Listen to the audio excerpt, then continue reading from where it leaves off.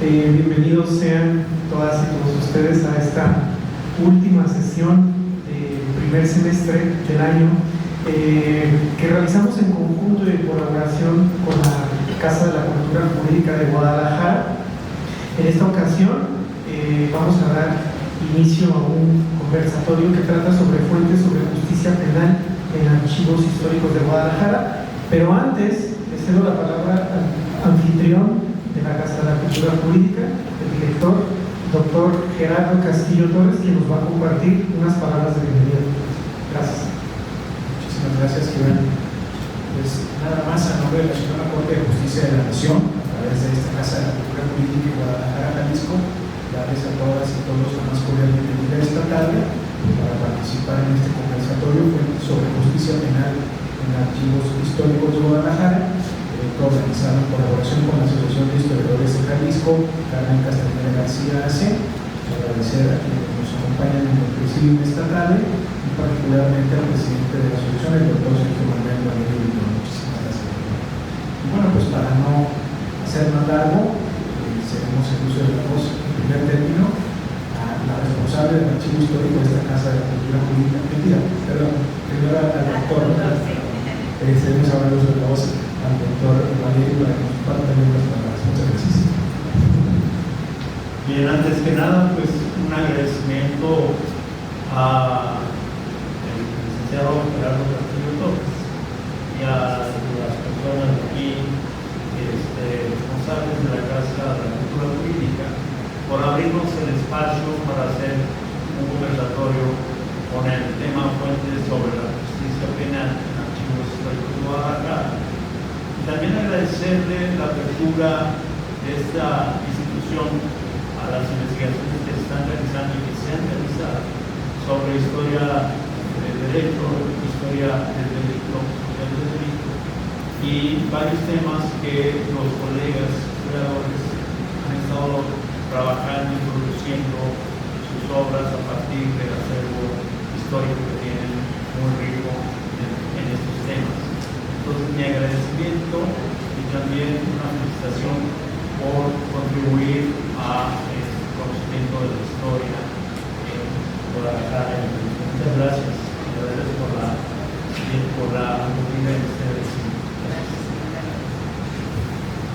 Bien, pues la dinámica para este conversatorio es la siguiente. Van a realizar sus participaciones de manera individual cada uno de los participantes, y es importante precisar que este conversatorio se origina precisamente por iniciativa de la Casa de la Cultura Jurídica, y buscábamos ampliar un espacio de discusión donde pudiéramos triangular múltiples perspectivas en torno a las fuentes que existían sobre el tema de lo penal.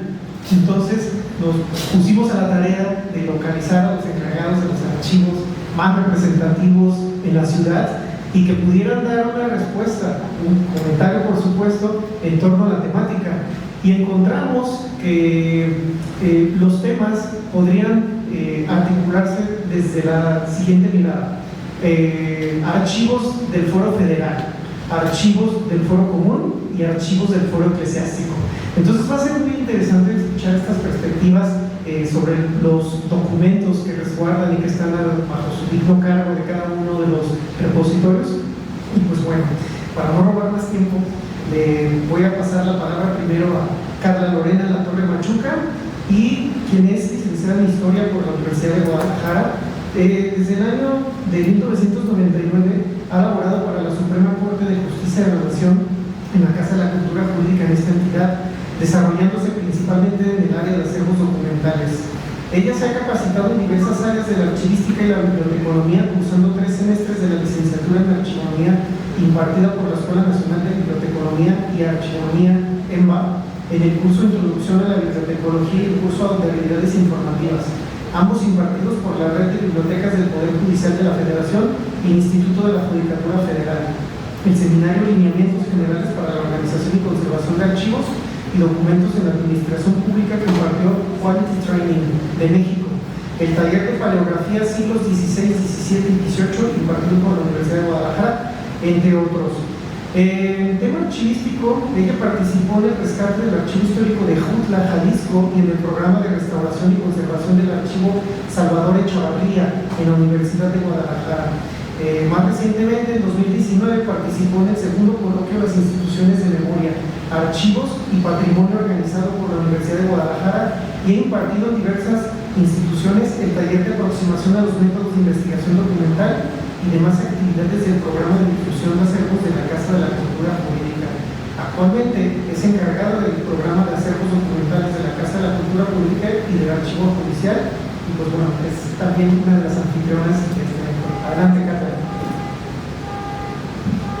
Bueno, pues muchas gracias, bienvenidos a todos. Como comentaba el maestro Gibran, esperemos que sea de utilidad esta información, sobre todo para la consulta, ¿verdad? Que finalmente es el objetivo de todos nuestros acervos.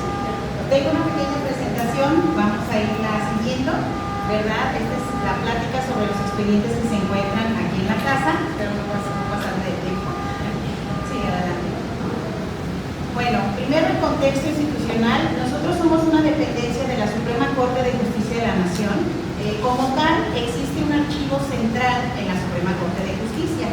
Este aproximadamente tiene más de 1 millón de expedientes en el ámbito de la justicia federal, para ubicarnos en ese contexto, y comentarles que hay casas de la cultura en cada entidad de la República. Casi la mayoría cuentan con archivo histórico, ¿sí?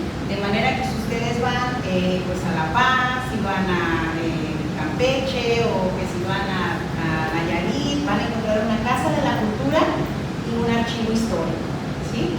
Eso es muy importante porque, bueno, la cuestión de la justicia federal pues abarcó todo el territorio nacional, y los acervos de la Suprema Corte están a disposición en cada una de estas casas de la cultura que ustedes ven, ¿verdad? Adelante. Hay dos modalidades para la consulta de expedientes. Digamos, en el caso de hay dos tipos de consulta. Los expedientes que se encuentran aquí en la Casa de la Cultura Jurídica y los expedientes que se encuentran en la Suprema Corte. Los que están en la Suprema Corte fueron de Jalisco y que conocieron de ese asunto el alto tribunal del país, ¿sí? De tal manera que si ustedes van al archivo central de la Suprema Corte, encontrarán expedientes de Jalisco, ¿verdad?, que se resolvieron por los ministros en turno de acuerdo al periodo histórico. Y los que se encuentran aquí en la Casa de la Cultura Jurídica pues son de consulta directa, son de consulta física.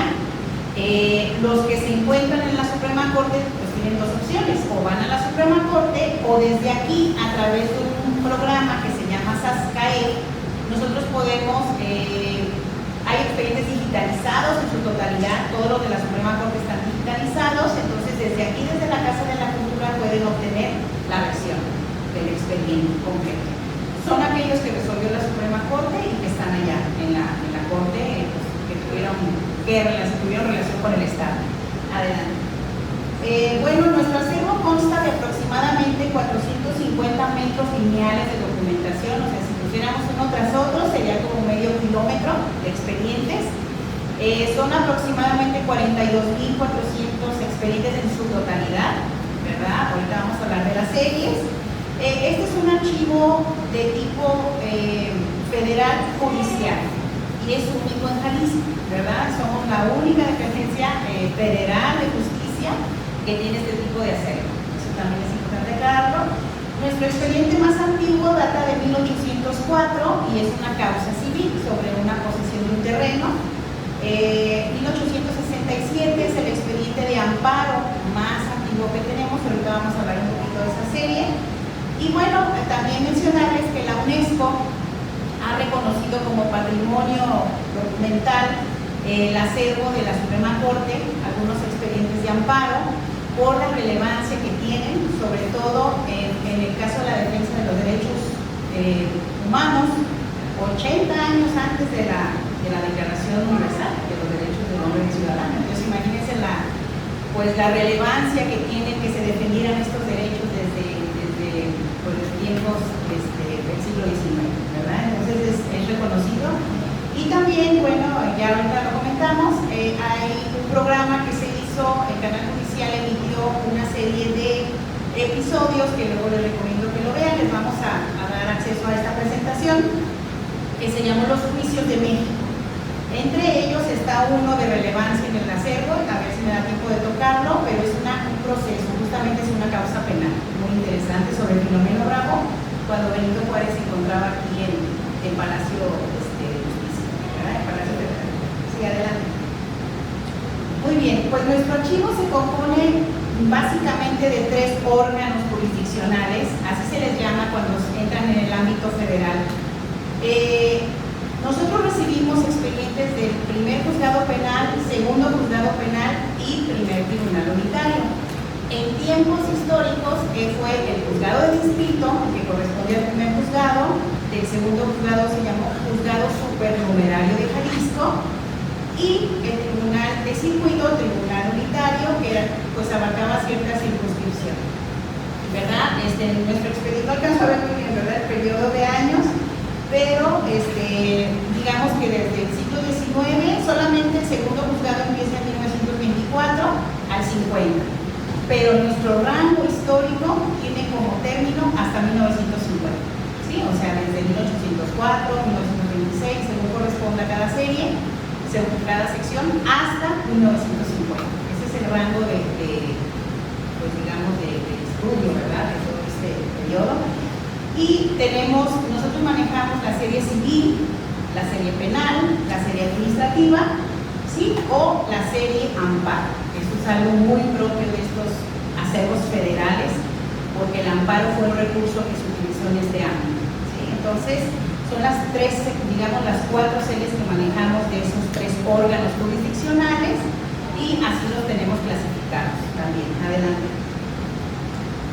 Bueno, en cuanto a la serie penal, ahí yo les puse un cuadro con el rango de periodo por cada órgano para que se den una idea. Es aproximadamente, la serie penal abarca el 26% del total del acervo, ¿sí? Es un aproximado del 26% la serie penal, pero hay algo que es muy importante que enfatizar, que la serie amparo sí conoce de asuntos penales. Entonces, a pesar de que nuestra serie amparo es muy extensa, podemos encontrar ahí causas penales. El amparo fue un recurso que se utilizó en una segunda instancia como protección de los derechos. Entonces, cuando, las personas no quedaban conformes con lo que resolvía el juzgado, se iban al amparo.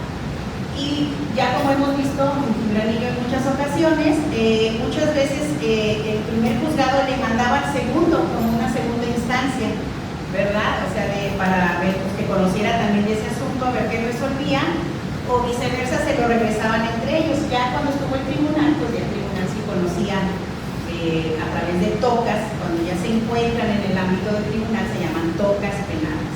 Y así es como se distribuye ese tipo de asuntos. Y bueno, pues entonces la serie amparo también es muy útil para los que quieran investigar en el área penal, porque también hay asuntos de índole penal que se ven en el amparo. Muy bien, adelante.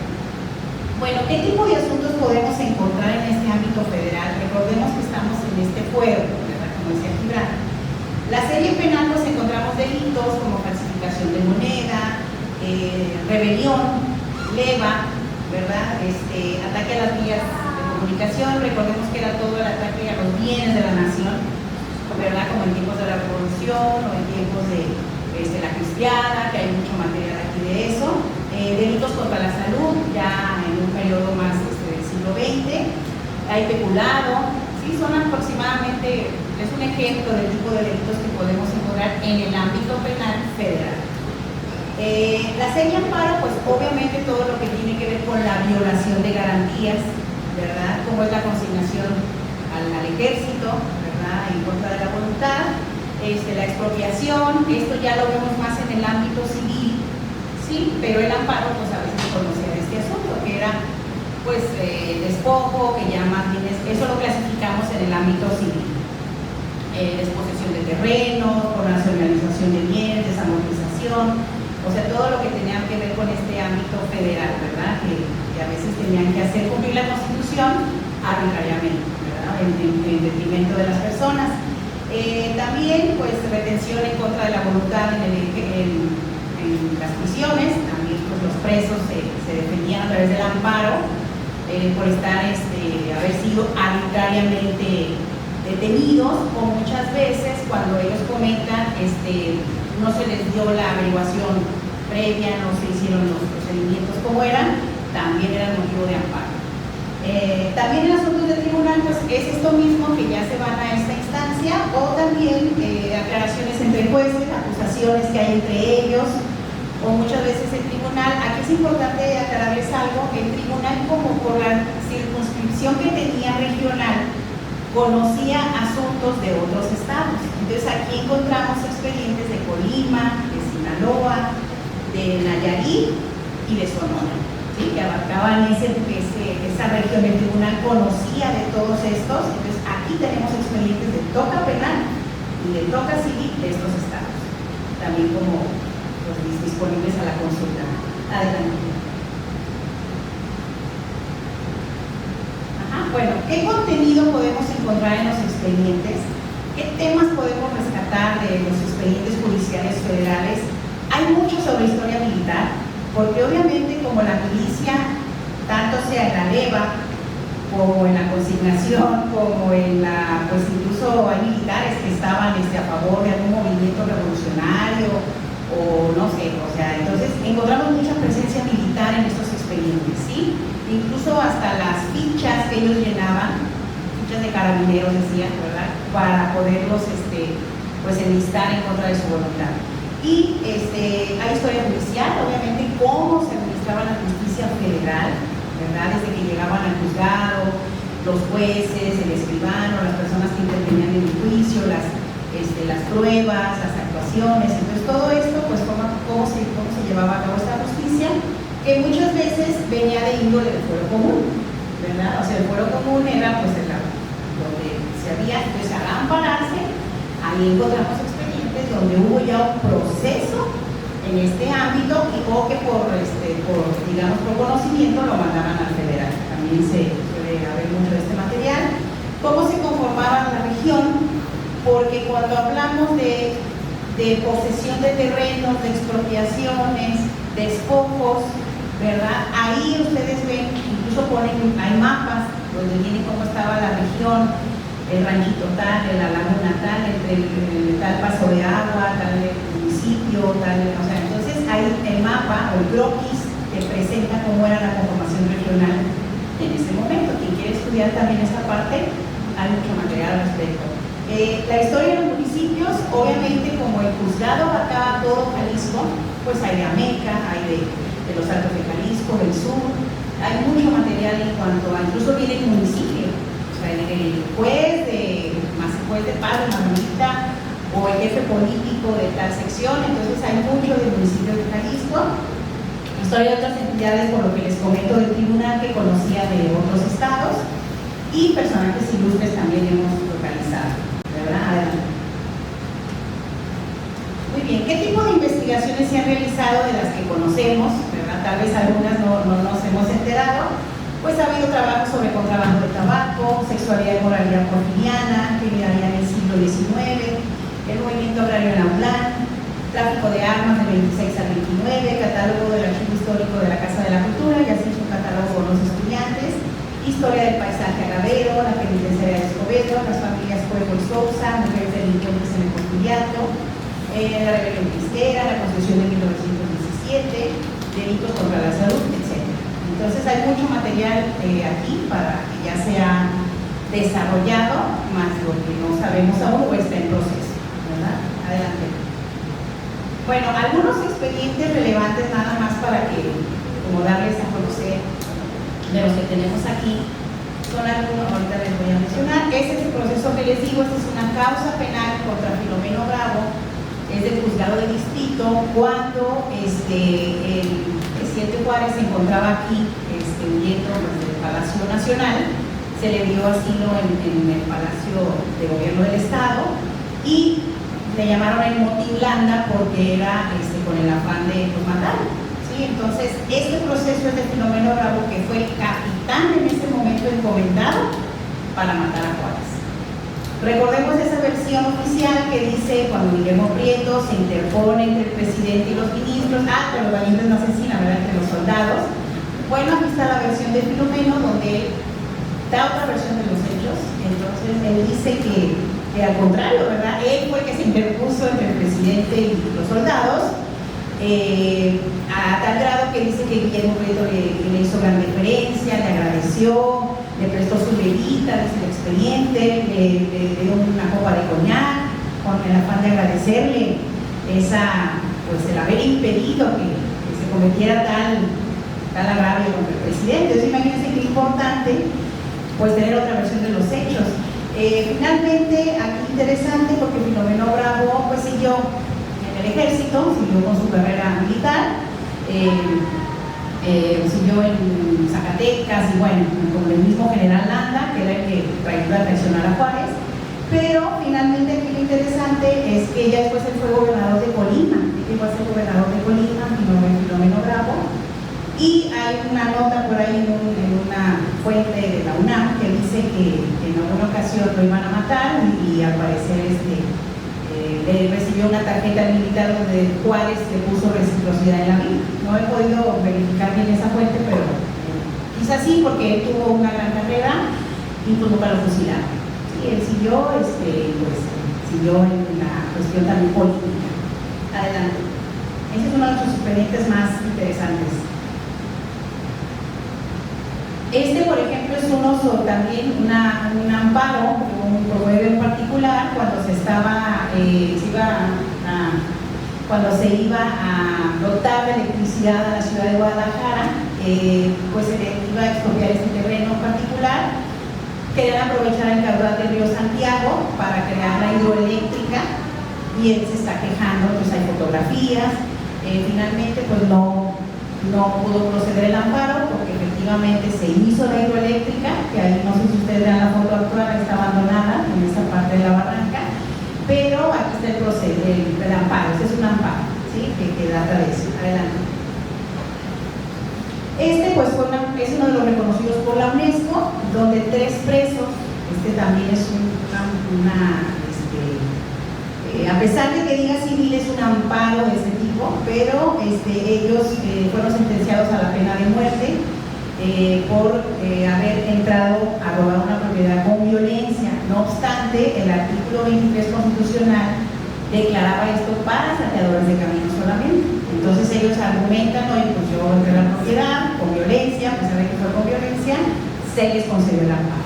Entonces, por ser una institución garante de los derechos, es uno de los que tienen como patrimonio cultural en la UNESCO. Sí, adelante. Y bueno, ya para finalizar, esto es nuestra modalidad de consulta. Nuestro horario es de 9 a 6 de lunes a viernes. Nada más se registran en el área de módulo de acceso a la información, llenan un formato muy sencillo, todo es sin costo, ¿verdad? La consulta es física, es directa con los expedientes. De requerir ustedes algún material de protección, se los proveemos: guantes, cubrebocas, una bata durante su estancia o gogles, lo que necesiten para protegerse. Y la reproducción es viable solamente bajo los lineamientos de transparencia.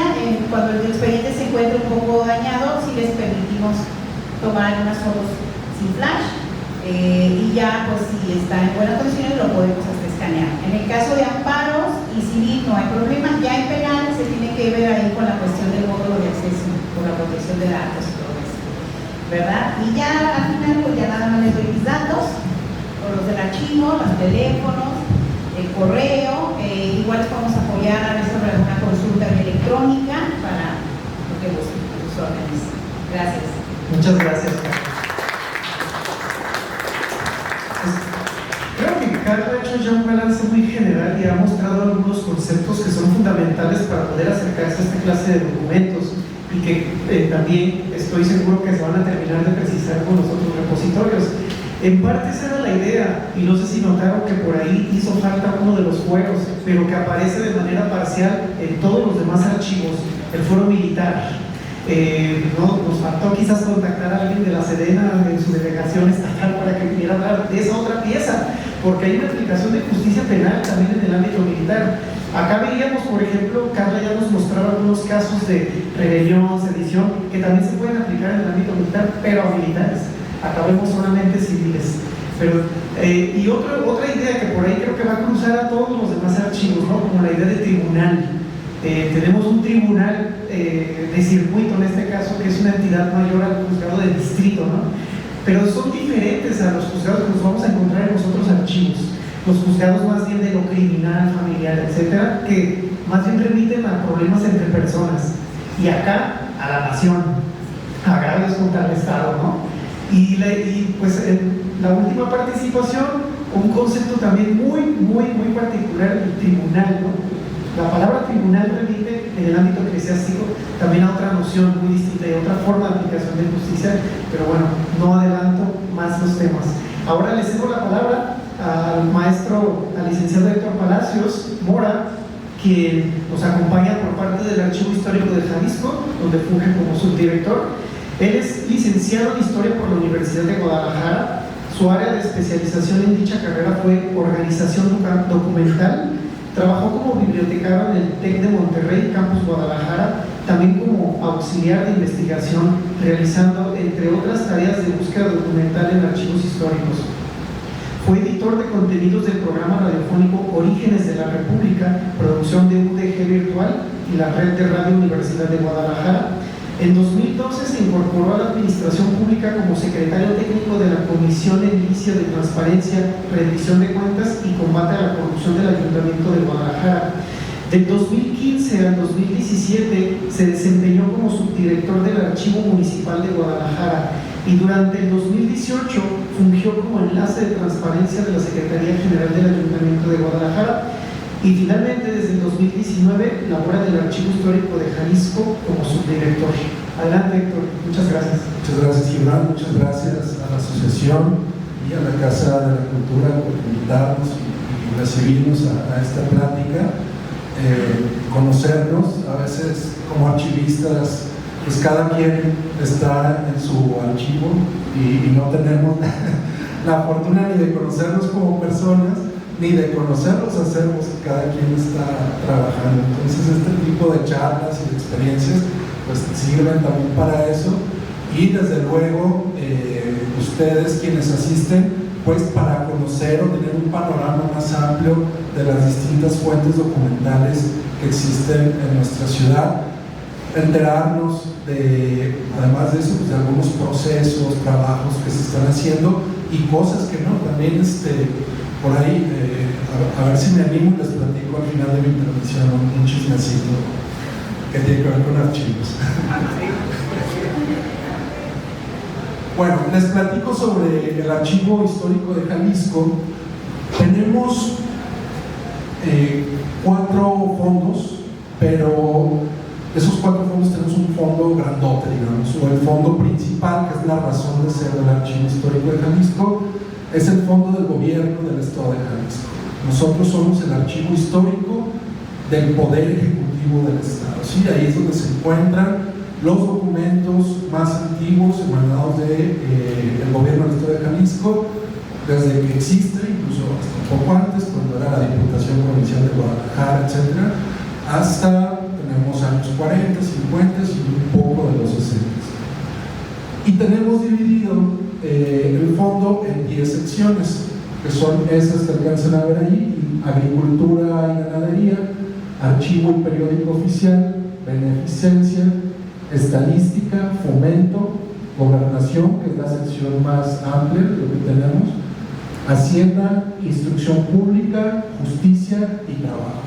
Entonces podemos ver ahí pues que tenemos esa sección de justicia, que a su vez está dividido en 9 series documentales, que son las que ustedes pueden ver ahí: administración y política, juicios civiles, juicios penales, legislación, personal, propiedad y comercio, instrumentos públicos, ministerio público y penitenciaría.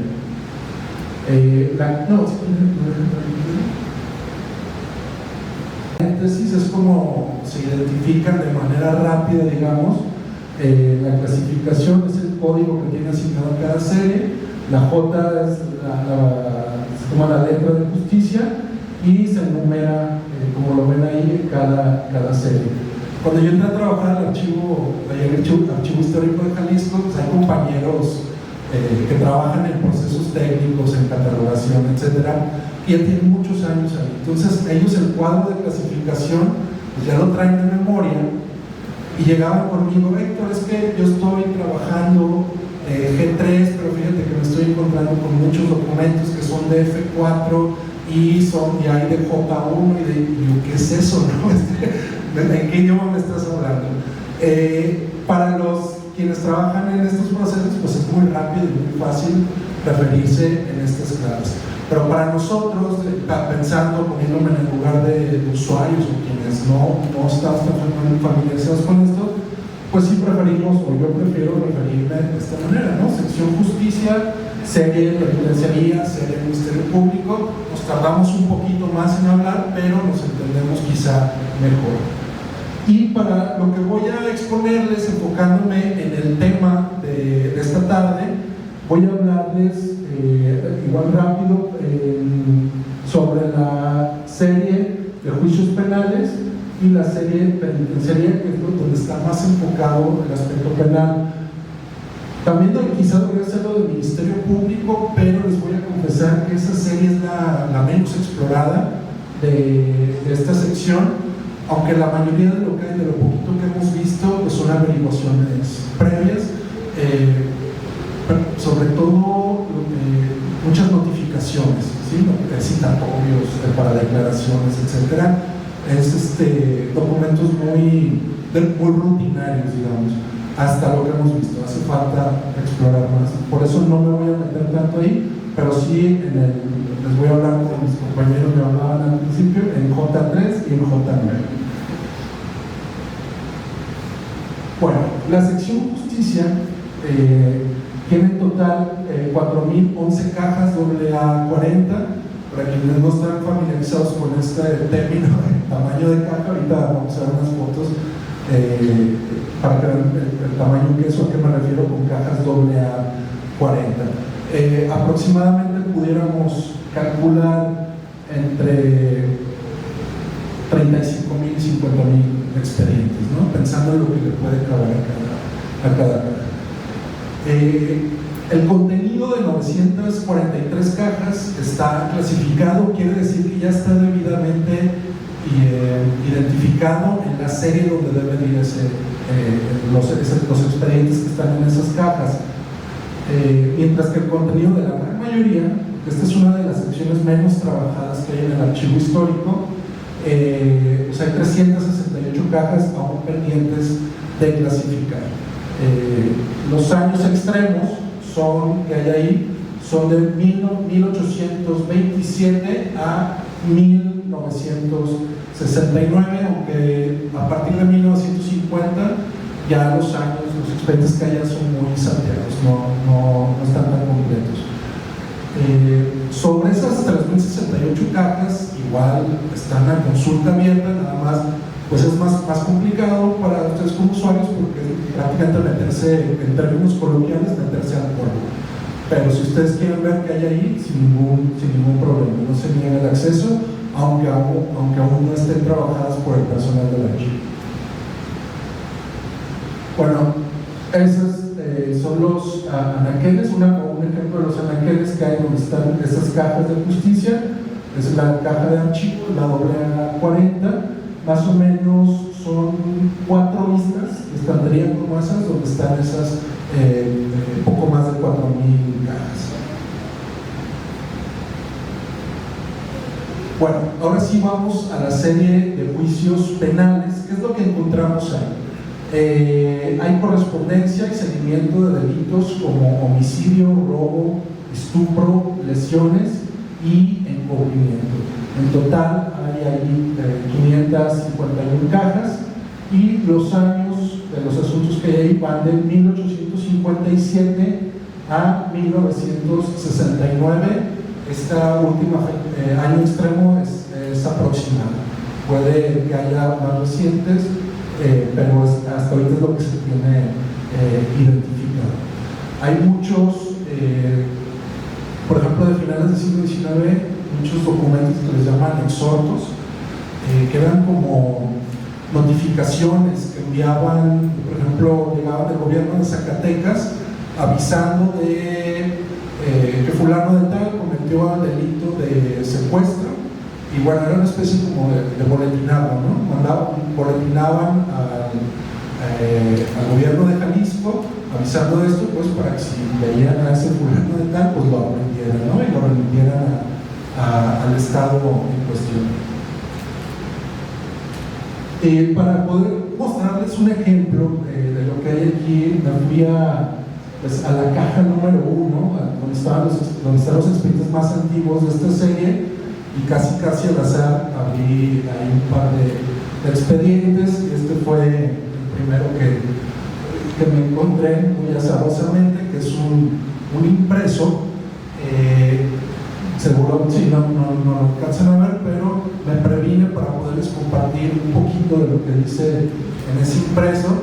Es una orden del gobernador en 1857, Anastasio Parodi, que dice: en atención a que el crecido número de los malhechores que infestan los caminos y poblaciones demanda urgentemente una medida radical que establezca la seguridad y confianza entre los buenos ciudadanos, ya que el desenfreno y proditorios excesos que aquellos cometen aumentan cada día la alarma e inquietud en que vive la sociedad, y considerando que el remedio más eficaz es hacerlos desaparecer del teatro de sus depredaciones, este gobierno decreta lo siguiente: los reos sentenciados a presidio por los delitos de asesinato, homicidio o robo extinguirán sus condenas en el servicio de los puertos de Baja California o en el presidio de las Islas Marías cuando este se haya establecido.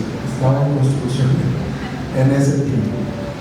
Y bueno, en este impreso vienen cosidas un seguimiento de fojas, pues me imagino respecto a esta orden, ¿no? Informes que se iban siguiendo o acuses de recibo de lo mismo.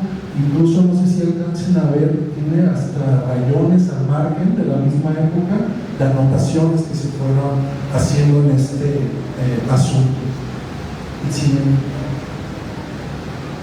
Esta otra imagen, estas dos imágenes que vemos ahí, también son del año de 1857. El que está del lado de la extrema derecha es un informe muy interesante sobre, lo hacen un par de médicos de la época. Realizaron exámenes médicos o estudios en la cárcel de la ciudad. Todavía no existía Escobedo, debido a que había varios presos enfermos con fiebres. Entonces acudieron a ver, me parece era un problema grave. Informó que se trataba pues, de tifoidea contagiosa, y dicen que la causa de este brote era, a que digo textual, el gran número de hombres en los calabozos estrechos, sombríos, sin ventilación, observando además un total abandono de aquellos desgraciados. Ahí dice, bueno, no alcanzan a ver ustedes, pero les juro que dice eso. El otro documento, que pueden ver claramente, se trata de un listado de nombres de personas, todos hombres.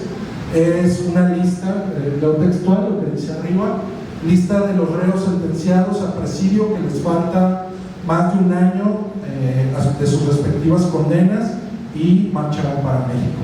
Quiero interpretar que debido a ese hacinamiento, a ese problema que tenían de falta de una cárcel adecuada, aquellos sentenciados que tenían sentencias largas pues fueron trasladados a Ciudad de México. Básicamente pues es un listado de presos, de un traslado de presos, ¿no? Que hasta la fecha se practica. Bueno, ahora la idea de mostrarles imágenes más o menos para que se den una idea de qué pueden encontrar en estas series, porque bueno, habría muchísimo más que explorar, desde luego. y también conforme van cambiando la época y las distintas etapas de nuestra historia. Sobre la serie penitenciaria, aquí lo que vamos a encontrar son específicamente 3 tipos de documentos. Son expedientes de ingresos carcelarios, está compuesta por 1.600 cajas, es casi, estamos hablando un poco más de la 4ª parte de la sección, que van de los años de 1930 a 1972. O sea que estos expedientes aplican básicamente a lo que fue la penal de Oblatos. Muchos de esos expedientes incluso vienen con fotografía de los presos, etc. Luego tenemos los libros de presos de la penitenciaria de Escobedo, tenemos 29 en total, 24 correspondientes a hombres, 4 mujeres, más un libro más que son cuentas de 1882 respecto a esta penitenciaria, y van de los años de 1867 a 1932, que es cuando desaparece esta cárcel. Y de la penal de Oblatos tenemos 30 libros, 23 de hombres, 7 de mujeres, que van de 1934 a 1963. Bueno, esta foto corresponde a expedientes de los ingresos de presos.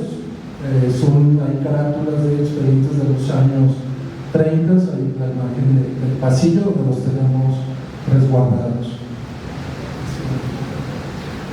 Y estas fotos, lástima que no se pueda ver más claro, pero bueno, son ejemplos de las páginas de los libros de presos de aquí, en este caso de mujeres.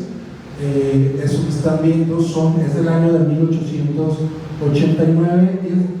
Esta ha sido una fuente documental muy valiosa, no solo para la historia de derecho penal o derecho general, sino que se ha utilizado por las fotografías, que son de gran calidad, para otro tipo de estudios. Por ejemplo, no sé si ubican un trabajo de Beatriz Bastarrica, Las Enrevesadas, donde hace como casi todas salen con rebozo.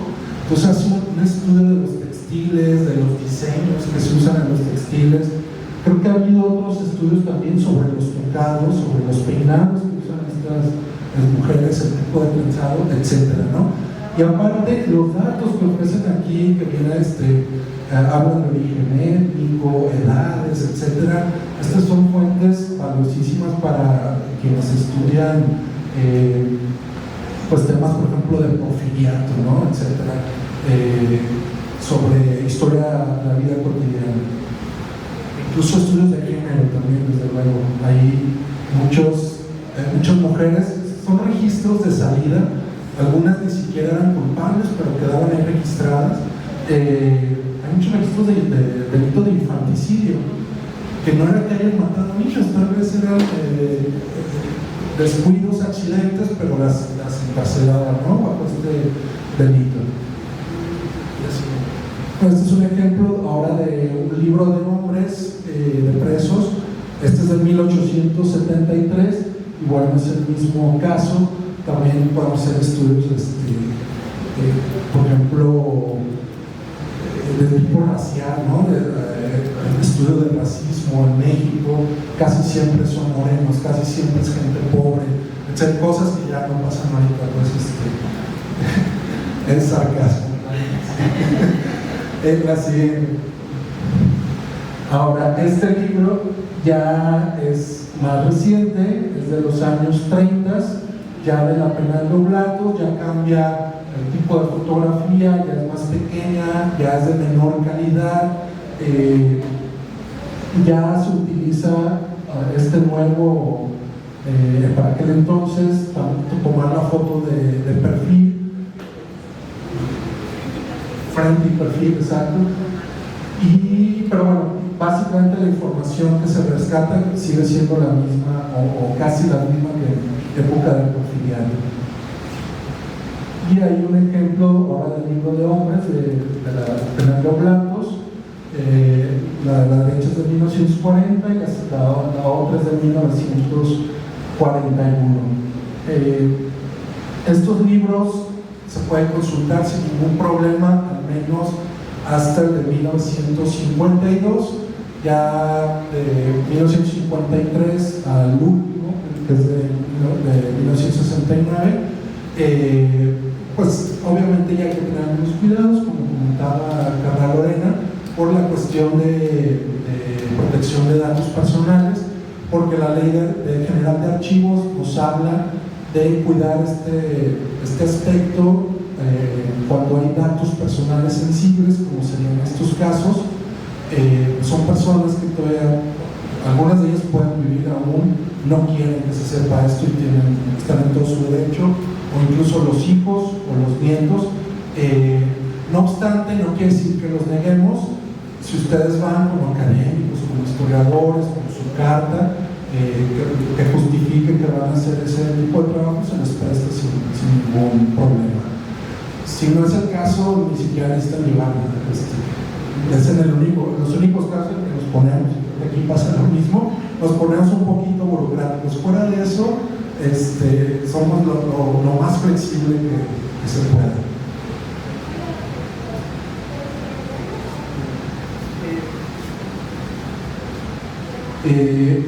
Ahora, tenemos otro fondo que no lo tenemos establecido en el cuadro de clasificación, que es el del Supremo Tribunal de Justicia del Estado de Jalisco.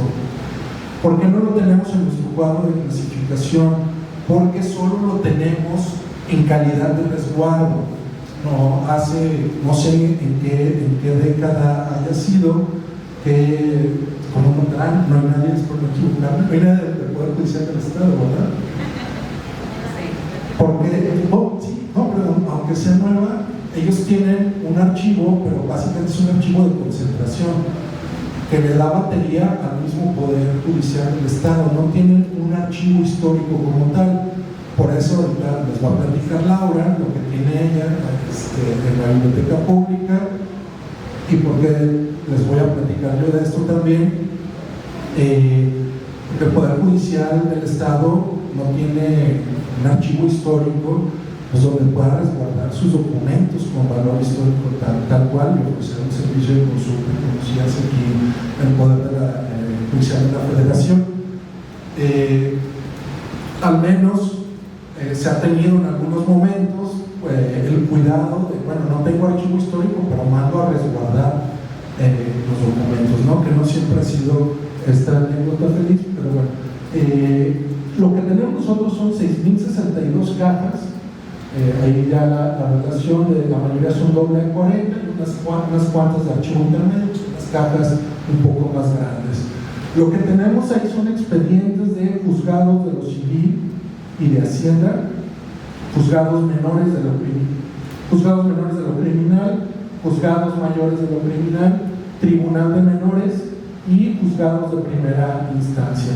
Esto va de los años de 1895 a 1958.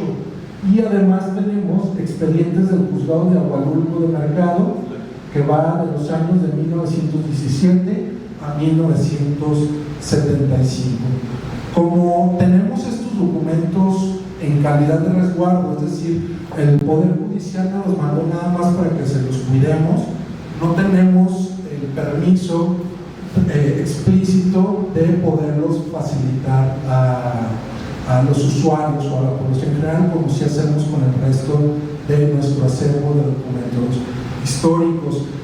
Y por esta misma razón, también por eso no hemos podido intervenirlos en cuanto a darles un orden conforme lo manda los cánones archivísticos. Entonces el orden en que está es el mismo en el que lo tenían en el archivo del Poder Judicial, en el archivo de concentración, que a mí no se me hace nada práctico. Lo tienen, usan todas las letras del abecedario de la A a la Z. Cada letra corresponde a un tipo de juzgado. Por ejemplo, la letra D se refiere al juzgado cuarto de lo civil y de Hacienda. La letra H es el juzgado primero de lo criminal. Pero imagínense, si llega alguien, nunca nadie va a llegar y, oye, ¿me prestas la caja 2 de la B del año tal. O sea, eso nunca va a pasar. Siempre llegan, oye, busco un expediente del juzgado tercero de lo criminal, ¿no? Entonces ya tenemos que ir a ver el índice, a ver si está, no está, etcétera, ¿no? Pero bueno, esa es la razón por la que no le hemos movido, digamos. Ahora, no quiere decir que lo mismo que les platicaba ahorita con los libros de la Penal de Oblatos de años los más recientes, digamos, es que no prestemos estas cajas. De hecho, por ahí andaba Pierre Miguel al fondo, también Gibran, ellos han estado consultando una parte de esas cajas. Nomás pues sí les hemos pedido este oficio para cubrirnos ante el Poder Judicial, no por otra cosa, y sí facilitar la información que está ahí. Y de hecho le hago el aviso, la invitación a ustedes, si ustedes quieren explorar o necesitan consultar algo de esto para sus investigaciones, sin problema pueden hacerlo. Nada más solicítenlo por escrito, se les da. Yo mismo tengo la facultad de firmar de visto bueno, y ya con eso también la encargada del mostrador que les proporciona los documentos ya se siente con la seguridad de poderlos facilitar. Si quieren, ahorita, para no abusar del tiempo, bueno, la siguiente ya es la última. Estos son los pasillos, son más o menos 3 o 4 pasillos donde tenemos como estos de expedientes del Supremo Tribunal. Esas cajas blancas que se ven al final son las de Agualulco del Mercado. Y bueno, ahorita la sesión, para no robar tanto tiempo, la sesión de preguntas, ya les platico lo del chisme. Mientras tanto, muchas gracias. Muchas gracias, Héctor. Y yo creo que sí, mucho que decir, porque esta es nuestra oportunidad de tenerlos a todos aquí. Ya ahorita Héctor nos adelantó este famoso enigma, ¿no?, del Supremo Tribunal de Justicia. ¿Por qué está una parte acá con Laura y por qué está otra parte allá con él? Creo que se explica muchísimo.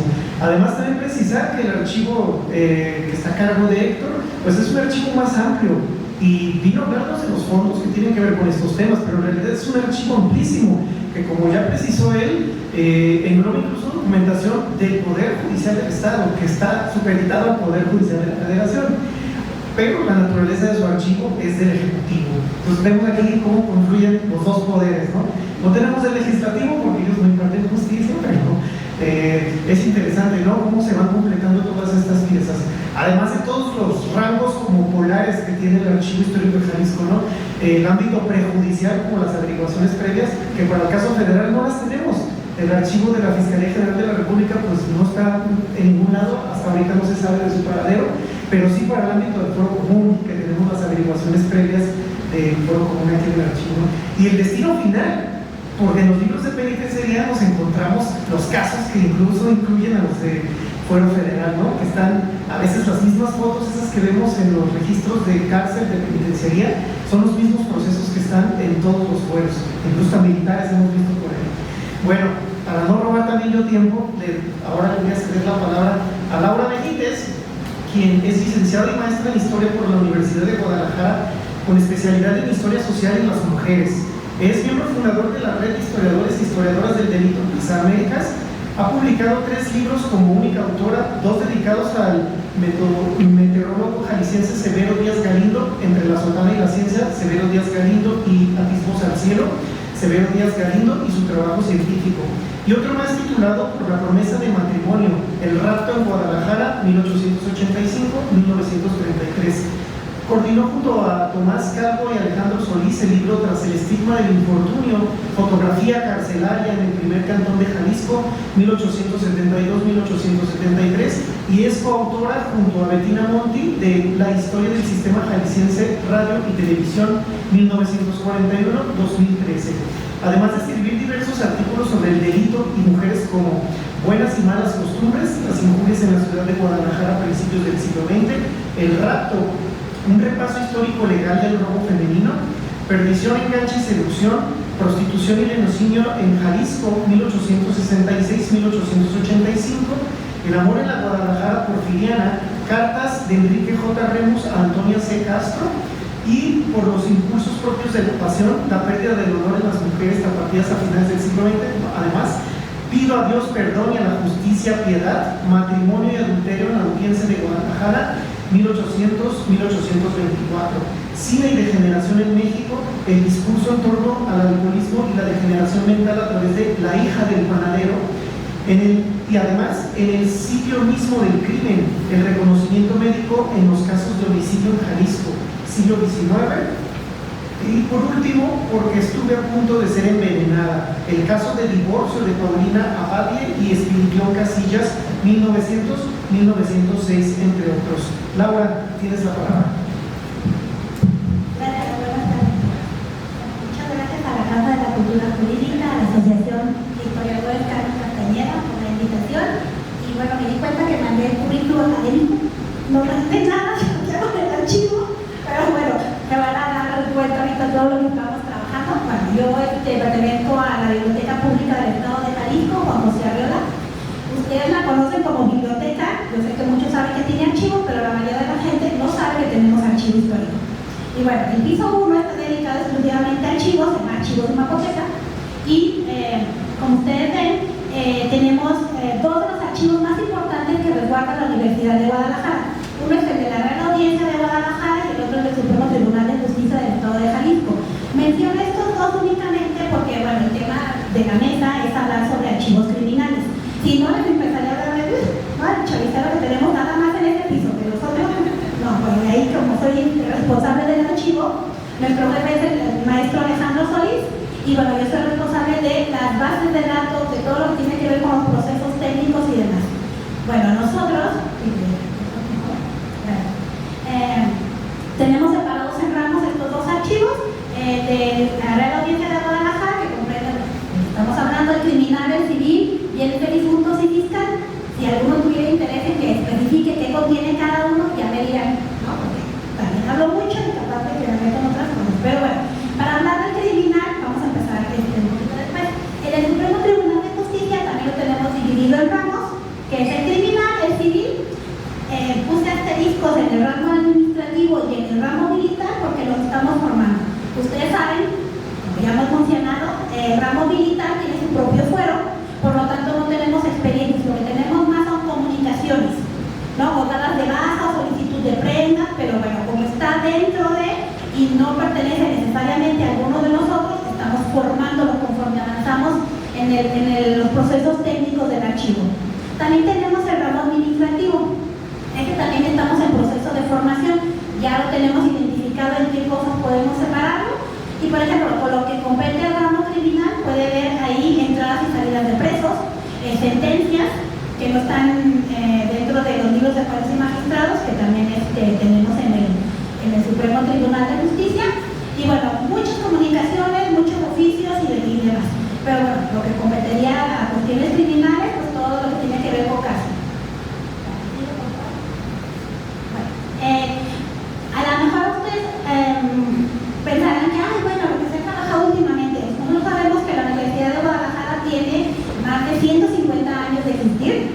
Lo que estamos haciendo nosotros no es algo que nos surgió de la nada, nosotros continuamos con procesos que otras personas han iniciado. En este caso, de la que conocemos, la primera persona que empezó a hacer catálogos ya de los expedientes fue la doctora Carmen Castañeda a finales de los años 70, principios de los 80. Después para la Real Audiencia de Guadalajara fue el maestro Alejandro Solís, ya a partir de 1997. Y bueno, ahora ya yo me sumo, pues porque a mí me interesaba más el siglo XIX, entonces yo ya me metí más al Supremo Tribunal de Justicia. Nosotros, los primeros catálogos que hubo para la Real Audiencia eran unas fichitas, ¿no? Que se capturaban a máquina, que había unos ficheros de manera que todavía tenemos, que está de adorno, porque ya no van a consultar ahí. Pero bueno, lo seguimos teniendo. Después, con base a esas fichitas, se hizo ese catálogo, que bueno, por supuesto la doctora Carmen no capturó, era secretaria y demás, ella coordinaba los procesos, e incluso todavía tenemos una compañera que sigue trabajando, haciendo, ya está encargada del piso 5, que son las bibliotecas particulares, pero ella me decía, yo hacía fichas con la doctora Carmen Castañeda, bueno, todavía está ahí. Ahora, si avanzamos, por favor. Nosotros ya utilizamos una página en la que ustedes pueden entrar y a buscar verticalmente en cada una de las variables. Pero más abajito viene otro buscador. Ay, si ustedes le apachuran ahí lo que estén buscando, les va a buscar también en horizontal. ¿No? Nos va a buscar dentro de la base, a lo mejor yo no sé en dónde poner, porque yo espero que se sepan, que si van a buscar un año, ponerlo en la celda del año. Ay, no, que de verdad no, la gente nos habla preguntando unas cosas, ¿no? Pero bueno, ahí buscan tanto vertical como en horizontal. Entonces pueden hacer unas búsquedas y ya les hace un filtro, y lo que nosotros necesitamos para que ustedes nos pidan el material de Real Audiencia es que hagan un trámite con todas las dependencias. Se les hace una credencial de investigador, que eso me cuesta como 25 pesos de impresión en el plástico. Todavía estamos trabajando bajo citas, que digo, luego se quejan, pero en el AGN si no llevas con cita no te dejan entrar. Entonces, nosotros somos archivos. Pero bueno, tenemos 2 horarios para dar consulta y si necesitan estar todo el día, se aclara y se les da todo el día. Y ustedes pueden solicitar exactamente el documento que quieren. Nada más necesitamos que nos llenen una papeleta, que nos pongan el año, caja, expediente y progresivo y se nos traigan. Mientras no esté separado por un motivo, se presta. Mucho del acervo ya está digitalizado. Si ustedes no quieren ver el documento y quieren verlo digitalizado, se les abre la intranet, porque nosotros tenemos una intranet que solo dentro de la biblioteca se pueden ver las imágenes, pero si ustedes quieren trabajar así, porque hay gente que empieza a acomodar, ¿no? A pesar de que tenemos el material limpio, con papel Fabia, o sea, libre de ácido, ¿no? Y limpio, pues bueno, generalmente sueltan tinta, sueltan demás cosas. Hay gente que no quiere ver el documento en físico, se les puede digitalizar. La mayoría sí lo prefiere ver en físico, es más claro, ¿no? Y además porque algunas imágenes no son muy buenas.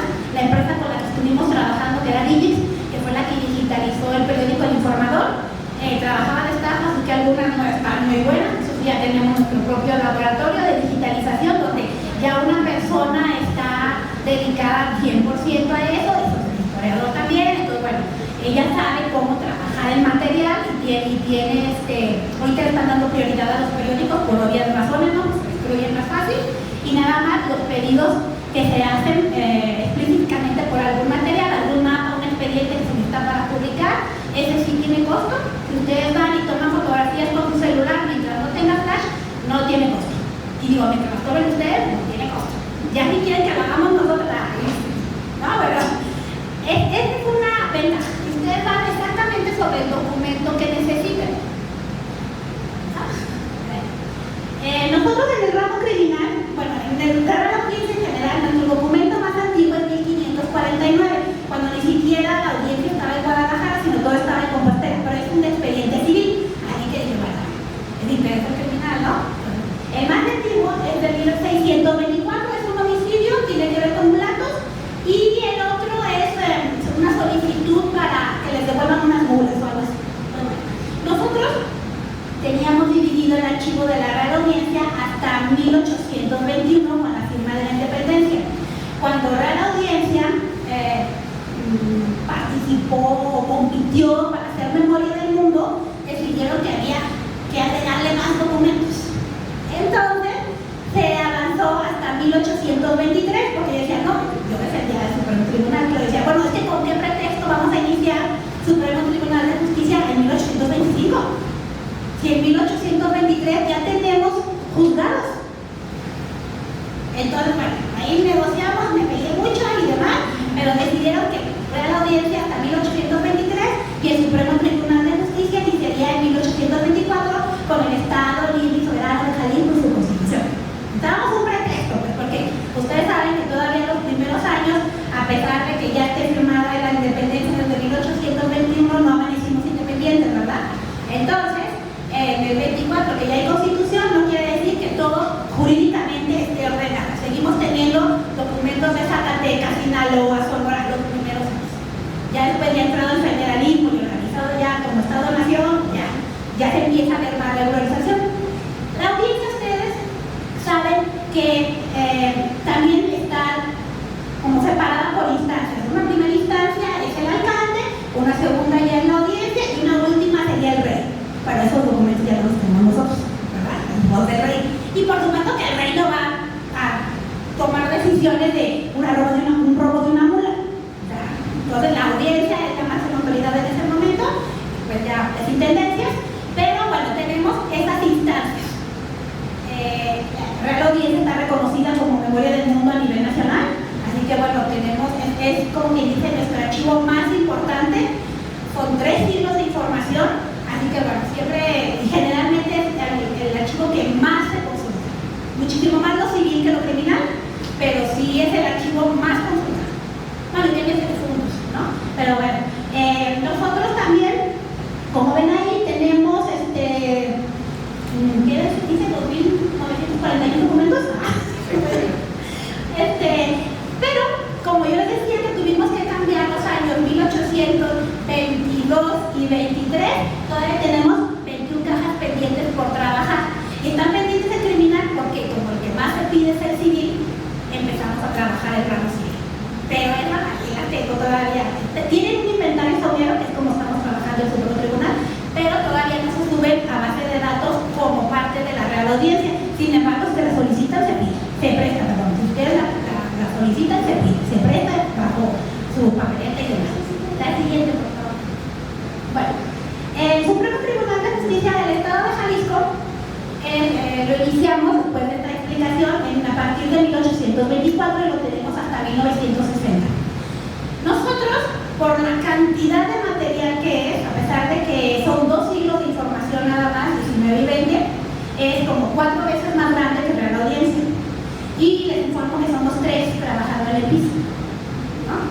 Entonces, Alejandro Solís, que hace fichas de Real Audiencia, Carolina Bueno, que hace fichas del ramo civil, y yo, que hago del criminal, y ahorita nos tiene trabajando en el fondo de Solórzano, de Federico Solórzano. Así que todavía estamos, ¿no? Somos 3. Entonces, ya sé que voy a morir y ahí van a hacer falta documentos, pero bueno, ¿no? Nosotros lo que, bueno, seguimos avanzando conforme podemos y nos dejan, porque sí hay mucho trabajo. Yo sé que si por mí fuera nada más trabajar, ya uno está acabado, pero es muy difícil para un archivo con pocas personas. Sin embargo, nos hemos organizado y hemos ido sacando material, ¿no? Hay gente que necesita algo en específico, pues medio le organizan para poder hacerlo prestar. O sea, no, lo que no queremos es dejar al investigador sin nada, pues. O sea, nuestra prioridad es dar servicio a los usuarios, así que tratamos de mantener lo más organizado posible lo que no está, por lo menos, inventariado. Que ustedes saben que si no hay un inventario no se puede hacer un catálogo. Entonces, por la cantidad de material que es el Supremo Tribunal de Justicia, le propuse al director de aquel entonces hacer un inventario sobre eso. Es decir, cosas, la que dije, datos, ¿no? La que dije, datos súper rápidos, bueno, que era sacar datos básicos. No estamos haciendo una ficha como tal, no estamos haciendo una ficha como en Real Audiencia, sino sacando de qué año es. Bueno, por supuesto los datos de localización, la caja de expedientes, tenemos un número de inventario, pero sacamos datos para el investigador como el año, el lugar, el asunto, en este caso sería el delito, el acusado, el ofendido, porque bueno, en el civil no se puede poner acusado y ofendido, poner si tiene alguna imagen, que en Real Audiencia se estaba poniendo al final, pero como que a veces sí, a veces quién sabe, pero aquí tenemos una serie específicamente para cuestiones de imagen, y además si tienen algún periódico, poner el título del periódico y la fecha, porque hemos encontrado muchos periódicos de municipios, que a pesar de que tenemos la hemeroteca más importante del occidente del país, la segunda a nivel nacional, tenemos todavía periódicos locales dentro de los documentos que no tenemos en hemeroteca. Entonces, bueno, nuestra intención en algún momento es relacionar con hemeroteca para que ellos también sepan qué documentos se encuentran en qué periódicos se encuentran en los documentos. Hay gente que va a ver cosas nada más que sean visuales, entonces bueno, esa celda les sirve súper bien, ¿no? Y bueno, además claro, de una de observaciones, porque por ejemplo, si yo pongo el delito, ¿qué robo? Para decir, ay, pues robo de qué? Entonces la observación es, de ganar, bueno, sería mi jefe, ¿no es cierto? Robo de moneda, de cada habitación, de X cosas, o sea, algo rápido para poder avanzar en el número de documentos que nos faltan por trabajar. Ustedes saben que como somos muy poquitas personas, la universidad acepta chicos que hacen servicio social y prácticas profesionales y voluntarios he tenido. Así que yo en un primer momento dije,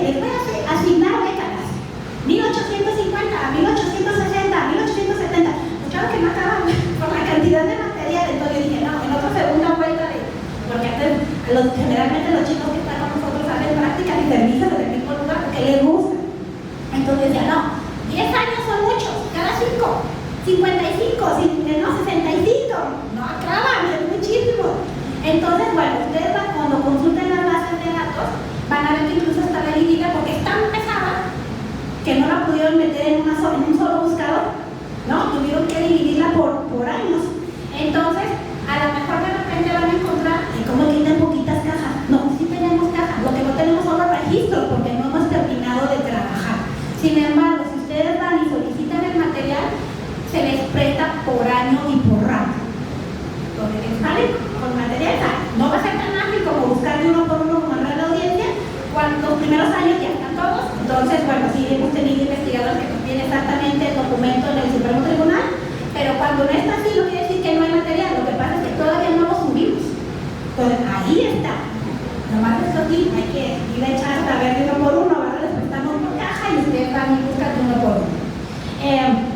Nosotros tenemos ahí, teníamos como 500,000 de documentos en piso. En el 2014 la Judicatura del Estado nos hizo una donación de como otro 500,000 de documentos, nada más para que se den una idea del tiempo que nos ha tomado trabajar.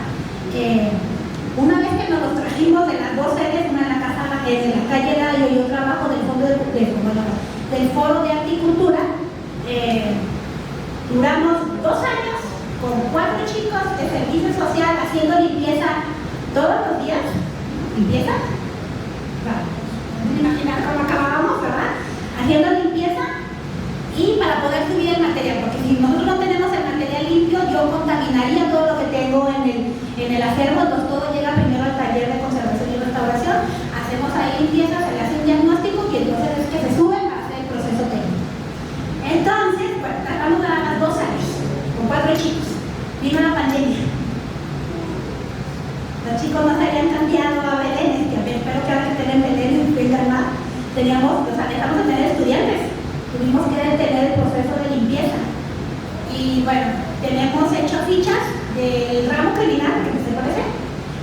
Nos falta un juzgado todavía, pero de los primeros 4 ya están. El más adelante con un inventario somero, todavía no se sube porque falta uno, ¿verdad? Pero estamos espero que pronto tengamos estudiantes y podamos avanzar. Decidí que ellos nos ayudaran con la donación de la judicatura porque cuando teníamos que hacer servicio social con chicos, me tenía que sentar con ellos y enseñarlos a paleografiar, siglo XIX, que no es paleografía, pero tenía que enseñarlos a leer. Y luego que entendieran el proceso del expediente, que es la cabeza de proceso, de dónde está la sentencia, para que pudieran identificar esos datos mínimos que estamos pidiendo. Y era, pues, capacitar a alguien y a los 6 meses se te iba, o si bien me iba a y era o recibir a alguien más y volverlo a capacitar. Te enseñamos a leer y a tenerlos ahí en las maestras aquí que dicen, maestra aquí que dice, entonces estaba leyendo yo. Entonces, ¿para qué quieres ayuda? Mejor lo hago yo. Pero entonces dije, que ahora el siglo XX, aún así les tienes que enseñar, pues, porque que entiendan la letra no significa que entiendan el contexto ni el proceso. Entonces, también hay que enseñarlo, tengo guías, tengo formas de, una guía para cómo deben foliarlo, una guía para qué datos deben sacar, una guía para dónde tienen que poner, ¿no? Y pues ni modo, si no tú no haces tus propios manuales para enseñarles a los chicos, yo necesito que seas algo que tenemos archivistas que somos ordenados en el archivo y maniáticos de que nadie me mueva nada donde no va, porque si me lo mueven y no lo encuentro, arde, pero oye, bueno, así pasa, porque si luego me lo vuelven a pedir y no lo encuentro, ¿quién va a tener el problema? El archivista. Y yo sé que no tenía. Entonces nadie mueve algo que no es como no debe de estar. Y ni somos quisquillosos, sí, ladrones, sí, somos los archivistas, porque si no somos así, a nadie más debe importar. Y es un trabajo que es de hormiguita, que algún día hacemos 3 fichas y dices, ay, qué chido, estaba bien padre, de dónde hiciste una y yo vengo, ¿no? O a veces una no acabaste porque no has terminado de leer el documento y no sabes si no lo entiendes porque está difícil la letra, porque está complicado el proceso. Y bueno, para que ustedes como usuarios tengan una fichita así de 3 renglones, 4 o 5, o nada más que diga no, pues ustedes no saben todo el proceso que hay atrás, ¿no? Y lo que implica pues que esos 5,000 registros que haya, pues a lo mejor tardaron 3 o 4 años o más, no sé, pero eso es muchísimo trabajo, desde que tener que limpiarlo, ponerle una carpeta, todos los archivos todos sufrimos de presupuesto. Bueno, esta administración nos compraron cajas de polipropileno, así que estoy muy contenta. ¿No? Ya, entonces ya, ¿sí quieren lo que diga, por favor? Ya podemos cambiar. Estos son como van a encontrar ustedes en el buscador del Supremo Tribunal.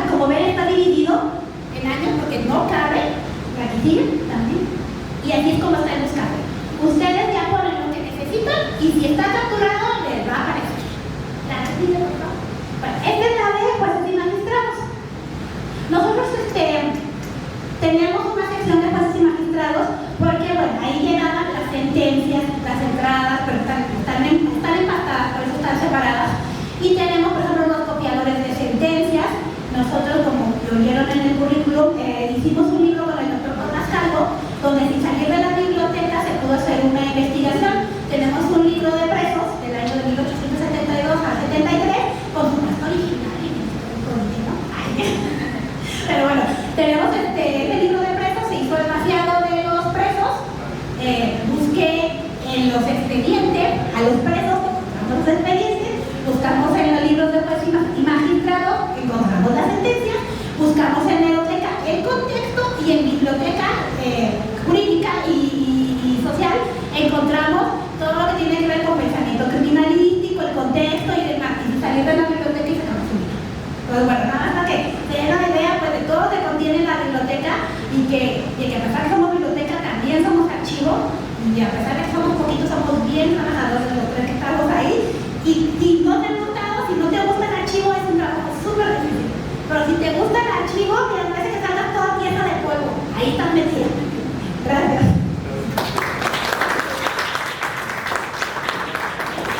Muchas gracias. Ahora, pues creo que quedó clarísima la ruta, ¿no? De cómo localizar todas las fases de los procesos criminales e incluso precisar que son temporalidades y contextos también muy amplios, tanto novo-gaaico para este caso y pues del estado de Jalisco, ¿no? Que también eso da un marco temporal y regional mucho más amplio y que de hecho se parece mucho a la última intervención, porque también el archivo que a continuación se va a presentar pues es un archivo también muy amplio, regional y temporalmente, y que pues nos vienen a hablar de una sección muy pequeñita seguramente en cuanto al volumen y la dimensión de la documentación. Les presento al siguiente y último participante, que es quien es Jorge Alonso Corona Torres. Él es licenciado en Filosofía por el Seminario de Señor San José de la Arquidiócesis de Guadalajara y egresado de la Maestría en Educación de la Universidad Interamericana para el Desarrollo. Actualmente funge como coordinador de procesos técnicos del Archivo Histórico de la Arquidiócesis de Guadalajara desde octubre del año 2020. Entre sus trabajos más recientes publicados se encuentran El Señor de la Misericordia, datos históricos en torno al especialísimo protector de Ocotlán 2020 e Historia del Monumento al Señor de la Misericordia 2023. Jorge, bienvenido y adelante, tienes la palabra. Bien, gracias por el espacio. Voy a comenzar hablando en un breve contexto para poder llegar al fondo en particular, a la serie que en este caso quiero abordar, diciendo, bueno, en un primer lugar, la Iglesia desde sus orígenes tuvo un sistema jerárquico muy bien definido. Ya en los Hechos de los Apóstoles hay una clara referencia a que, por ejemplo, los apóstoles se dedicaban, cuando se dieron cuenta que era muy vasto lo que tenían que hacer como en su labor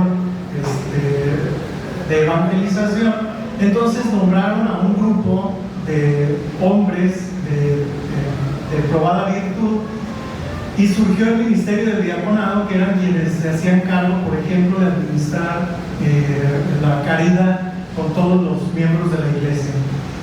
Con el paso del tiempo, bueno, viene la expansión de la iglesia, sobre todo propiciada por la persecución originalmente en Jerusalén. Comienzan a partir a distintos lugares y comienza ese intercambio de culturas, ese intercambio de impresiones, del que también se va a ver influida la iglesia con determinadas formas de pensamiento o incluso de procedimientos. Ya en tiempos en el Imperio Romano, serán las cortes romanas quienes van a reconocer que la iglesia tiene un fuero independiente del fuero civil. Había algunos cristianos que precisamente no arreglaban sus asuntos porque al hacerse públicos pues se hacían objeto de persecución, podían ser incluso martirizados. Entonces reconoce el Imperio Romano que la iglesia tenga entonces un tribunal en el que ellos resuelvan sus asuntos. Este es más o menos, empieza a surgir esta estructura, surge la figura de los obispos, que van a ser quienes suceden a los apóstoles, y son los obispos quienes van a tener el control de la vigilancia y la disciplina en sus determinados territorios. En este sentido, el obispo es en este personaje donde descansan, según el derecho eclesiástico, los tres poderes. El poder ejecutivo, el legislativo y el judicial están concentrados en la misma persona, y en este caso es en el obispo. En el caso concreto de la Arquidiócesis de Guadalajara, el cardenal José Francisco Robles Ortega es al mismo tiempo el poder ejecutivo, es el poder legislativo y es también el poder judicial. Pero el metropolitano delega algunos de estos poderes en dos personajes interesantes. Pasamos a la siguiente. Uno es el vicario general, que el concepto de vicario general, ya presente desde hace un buen tiempo, también fungía como el provisor. Era provisor y vicario general. El provisor o vicario general tenía la facultad delegada por el obispo para conocer las causas de gracia o criminales y civiles, que podían ser también las causas matrimoniales, beneficiales, decimales, etc. Estas facultades también las ejercía a través de un tribunal, donde se nombraban oficiales que tenían también esta potestad delegada por el vicario general en este caso. Actualmente ya no es común que en el mismo personaje, en este caso el vicario general, se encuentre ambas facultades, la ejecutiva y la judicial. Actualmente, en el caso de la Arquidiócesis de Guadalajara, hay un vicario general y hay un vicario judicial.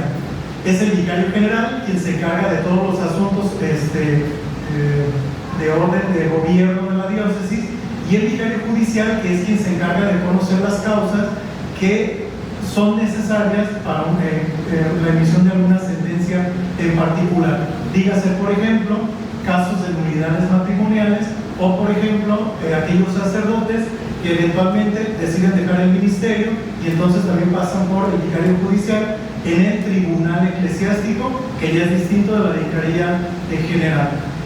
En la Arquidiócesis de Guadalajara se encuentra dividida por vicarías episcopales, que en otro tiempo los vicarios episcopales eran conocidos como vicarios foráneos, y en otro tiempo había curas que al mismo tiempo eran juez eclesiástico del partido. Entonces, no solamente las causas judiciales se resolvían en la mitra de Guadalajara, sino también en las parroquias que eran la sede del vicario foráneo o del juez eclesiástico del partido. De modo que encontramos algunas parroquias, por ejemplo en el estado de Zacatecas, que allí conservan los archivos de las causas judiciales eclesiásticas que se resolvieron en su momento en algunas de estas parroquias. En el caso de la región Ciénega, por ejemplo, era la Barca quien tenía esa dependencia. Actualmente el vicario episcopal también tiene la misma facultad que el vicario general, y entonces lo resuelve los casos que en este caso en particular se vayan presentando. Esta es la estructura actual de la Iglesia, que no ha cambiado a lo largo de los siglos.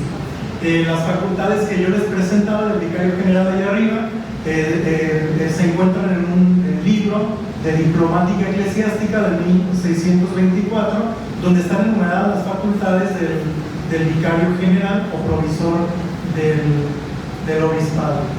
En nuestro archivo, dividido en dos secciones, una de ellas es la sección de justicia, y la sección justicia está subdividida en todas esas series que ven ustedes allí: el provisorato, capellanías, testamentos, matrimonios y la Inquisición.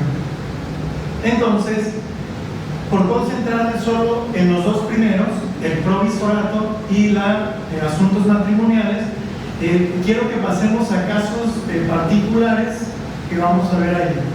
Desde que surgió la diócesis de Guadalajara y durante mucho tiempo, siempre hubo problemas por los límites, particularmente entre los límites entre la diócesis de Guadalajara y el obispado de Michoacán.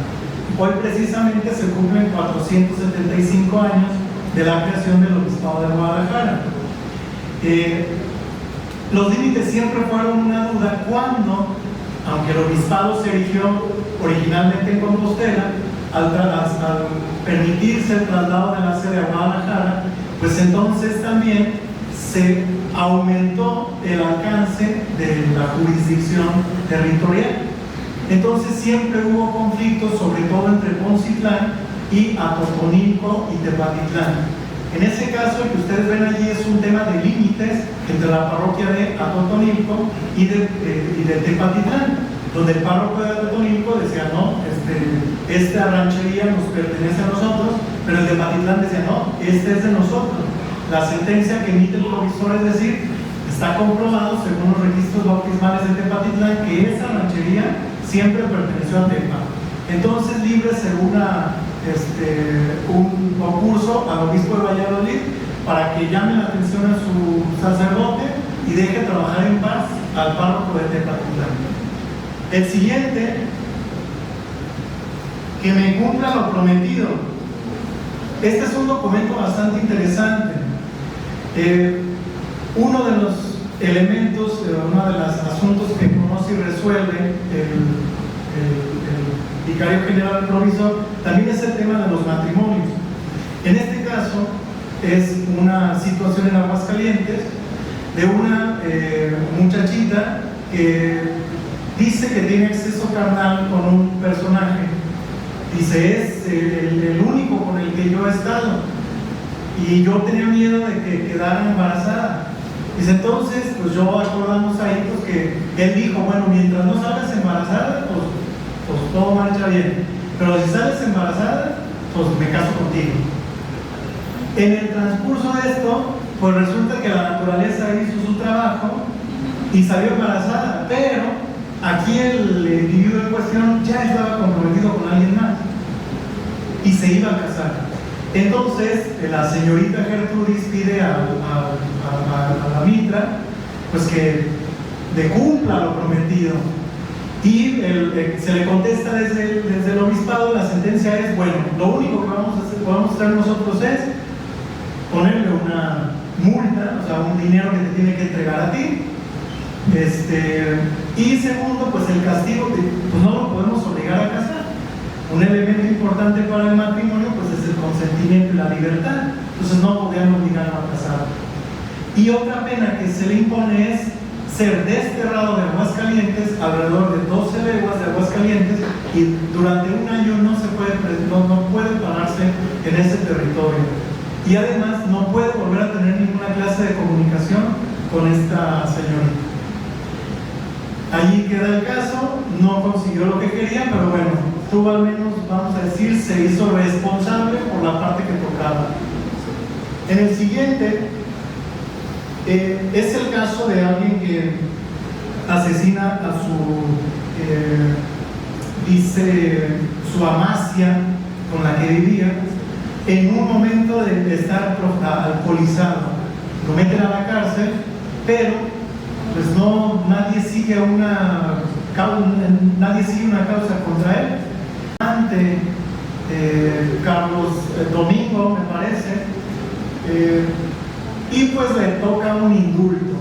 Entonces esta sentencia la otorga directamente el virrey y dice, bueno, pues ya queda en libertad porque pues nadie siguió ninguna causa y pues lo hacía, estaba borracho, abusaba mucho entonces del alcohol, pues queda en libertad. El siguiente es un caso ya más reciente, bueno, ya posterior a las leyes de reforma, donde el ayuntamiento de Tecalitlán pues dice, a ver, nos dicen aquí la gente del pueblo que hay una custodia, pues que ya no saben dónde está, y pues el señor cura se la llevó y ya le escriben, acá ven en Guadalajara el provisorato y le preguntan al señor cura, a ver qué pasó con esa custodia. Dicen aquí pues, que ellos cooperaron para pagarla. No. Yo pagué la custodia con mi dinero y un día la puse en el altar y les dije, miren, aquí está la custodia. Todavía falta pues para pagarla. Entonces ahí pongan el dinerito. Dice, pero pues no, yo pagué la mayor parte de la custodia, entonces pues, yo me la traje. Entonces la sentencia dice, no, a ver, esa custodia es propiedad de la parroquia de Tecalitlán, le dicen al ayuntamiento. Y ojo, señores del ayuntamiento, es propiedad de la iglesia y la administra el párroco según las órdenes de la iglesia. Dice, entonces, sabemos dónde está la custodia, no se las vamos a entregar hasta que no haya condiciones de seguridad en Tecalitlán para que puedan volver a tener la custodia otra vez con ustedes.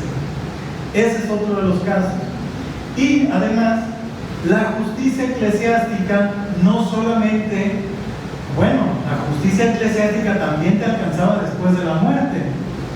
Entonces, en este caso, un indígena, un indio, dice, del pueblo de Momax, Zacatecas, estaba un grupo de amigos tomando, se van dos, eran cuatro, se van dos, y estaba borracho completamente.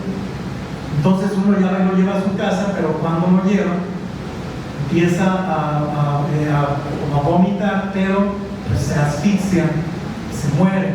Entonces mandan a llamar a todos para ver, bueno, a ver qué pasó aquí, ¿cómo? No, sí, es que estábamos tomando, nosotros nos fuimos, y pues sí, estaba pero borracho. El asunto de esto es que al ser un vicio público, pues muere como un borracho. Entonces su cadáver no es sepultado en el cementerio, es puesto en un lugar temporalmente mientras resuelve el provisor lo que hay que hacer con el cadáver. Entonces pues dicen, miren, nunca se le negó a nadie la sepultura en un cementerio, pero la iglesia, pues para asustar a la gente, pues empezó a negar la sepultura en un lugar sagrado, pues para que la gente no cometiera esas faltas. Dice entonces, pues bueno, sepúltese el cadáver allí donde lo dejaron, extramuros del pueblo, pero pónganle una cruz. Y vayan al pueblo y adviertan a los indios que no porque está enterrado fuera del cementerio dejen de pedir por él, ni tampoco está condenado. Entonces la iglesia también tenía claros sus límites entre su justicia y también la justicia divina. Eso no significa que esté condenada su alma. Entonces pues allí déjese donde está para que ellos se entiendan. Y en el siguiente, que es bastante interesante, un papá mata a sus dos hijos y después se suicida. Esto ocurre en el curato de Matehuala, en San Luis Potosí. El asunto es el mismo, es un suicida. Entonces, al hacer el trámite, se solicita que dibujen el arma con la que había asesinado a sus hijos y él se había suicidado. Y entonces es ese registro que nosotros tenemos allí. Se firma en cada uno de los extremos de la daga para dejar delimitado el espacio para que no haya ninguna alteración. Y el caso es el mismo, hay que darle o no sepultura eclesiástica por ser un suicida. Entonces, como demora la respuesta, igual se le entierra en un sitio aparte, pero lo interesante de este, que ocurre en 1845, a diferencia del otro, en 1790, es que aquí la iglesia empieza a tener un concepto distinto del suicida, porque comienzan a tomar en cuenta las consideraciones respecto del estado mental de las personas y la libertad para poder tomar esta clase de decisiones. Entonces, aunque ya se había sepultado el cadáver fuera del cementerio, se da la orden de que, una vez pasado el tiempo de la descomposición, se exhume el cadáver y se ha sepultado nuevamente, se ha sepultado en un cementerio. Entonces, bueno, la justicia eclesiástica, así hubieras pasado a la otra vida, no terminaba allí, y podía, pues, tu cuerpo, más allá de la muerte, pues podía todavía ser objeto de una sentencia. Estos son solo algunos de los documentos que nosotros tenemos en el provisorato y en las causas matrimoniales, que como los participantes en esta mesa lo han dicho en repetidas ocasiones, también es uno de los fondos poco trabajados de nuestro archivo, tanto el provisorato como por ejemplo las capellanías, las obras pías, y los asuntos matrimoniales, que un poco son más socorridos por genealogistas.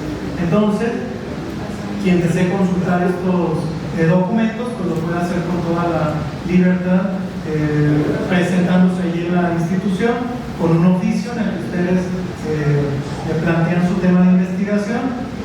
Trabajamos de lunes a viernes, de 9 de la mañana a 1:45 de la tarde, y con algunos horarios especiales que cuando ustedes asisten se darán cuenta, o esta información que aparece en Google es una información correcta, que está actualizada cada 8 días. Entonces, bueno, hasta aquí mi participación. Muchas gracias, Jorge. Pues con esto vamos a cerrar la fase. Brevemente vamos a pasar a una sección de preguntas, no nos extendemos más porque nos agotamos ya en el tiempo.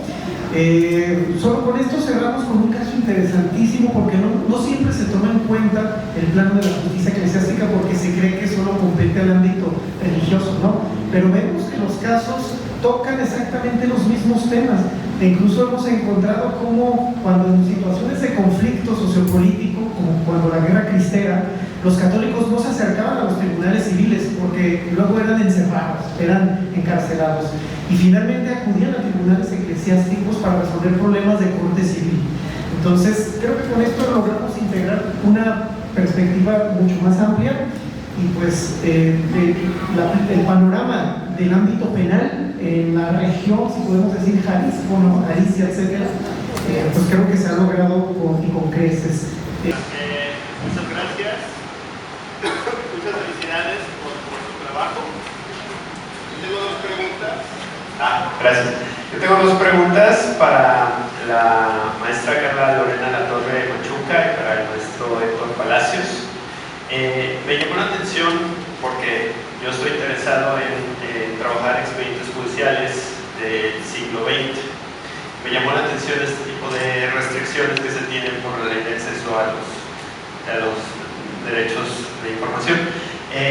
Si pudieran ejemplificarme, digamos, en qué consistirían estas restricciones, sería, digamos, que no se presta el material, o que se presta atestado, o que se me pide omitir, como lo hacen los periodistas, omitir los nombres, utilizar seudónimos. Si pudieran ejemplificar en qué consistiría, digamos, un caso de este estilo. Y la segunda es para la nuestra Torre Machuca.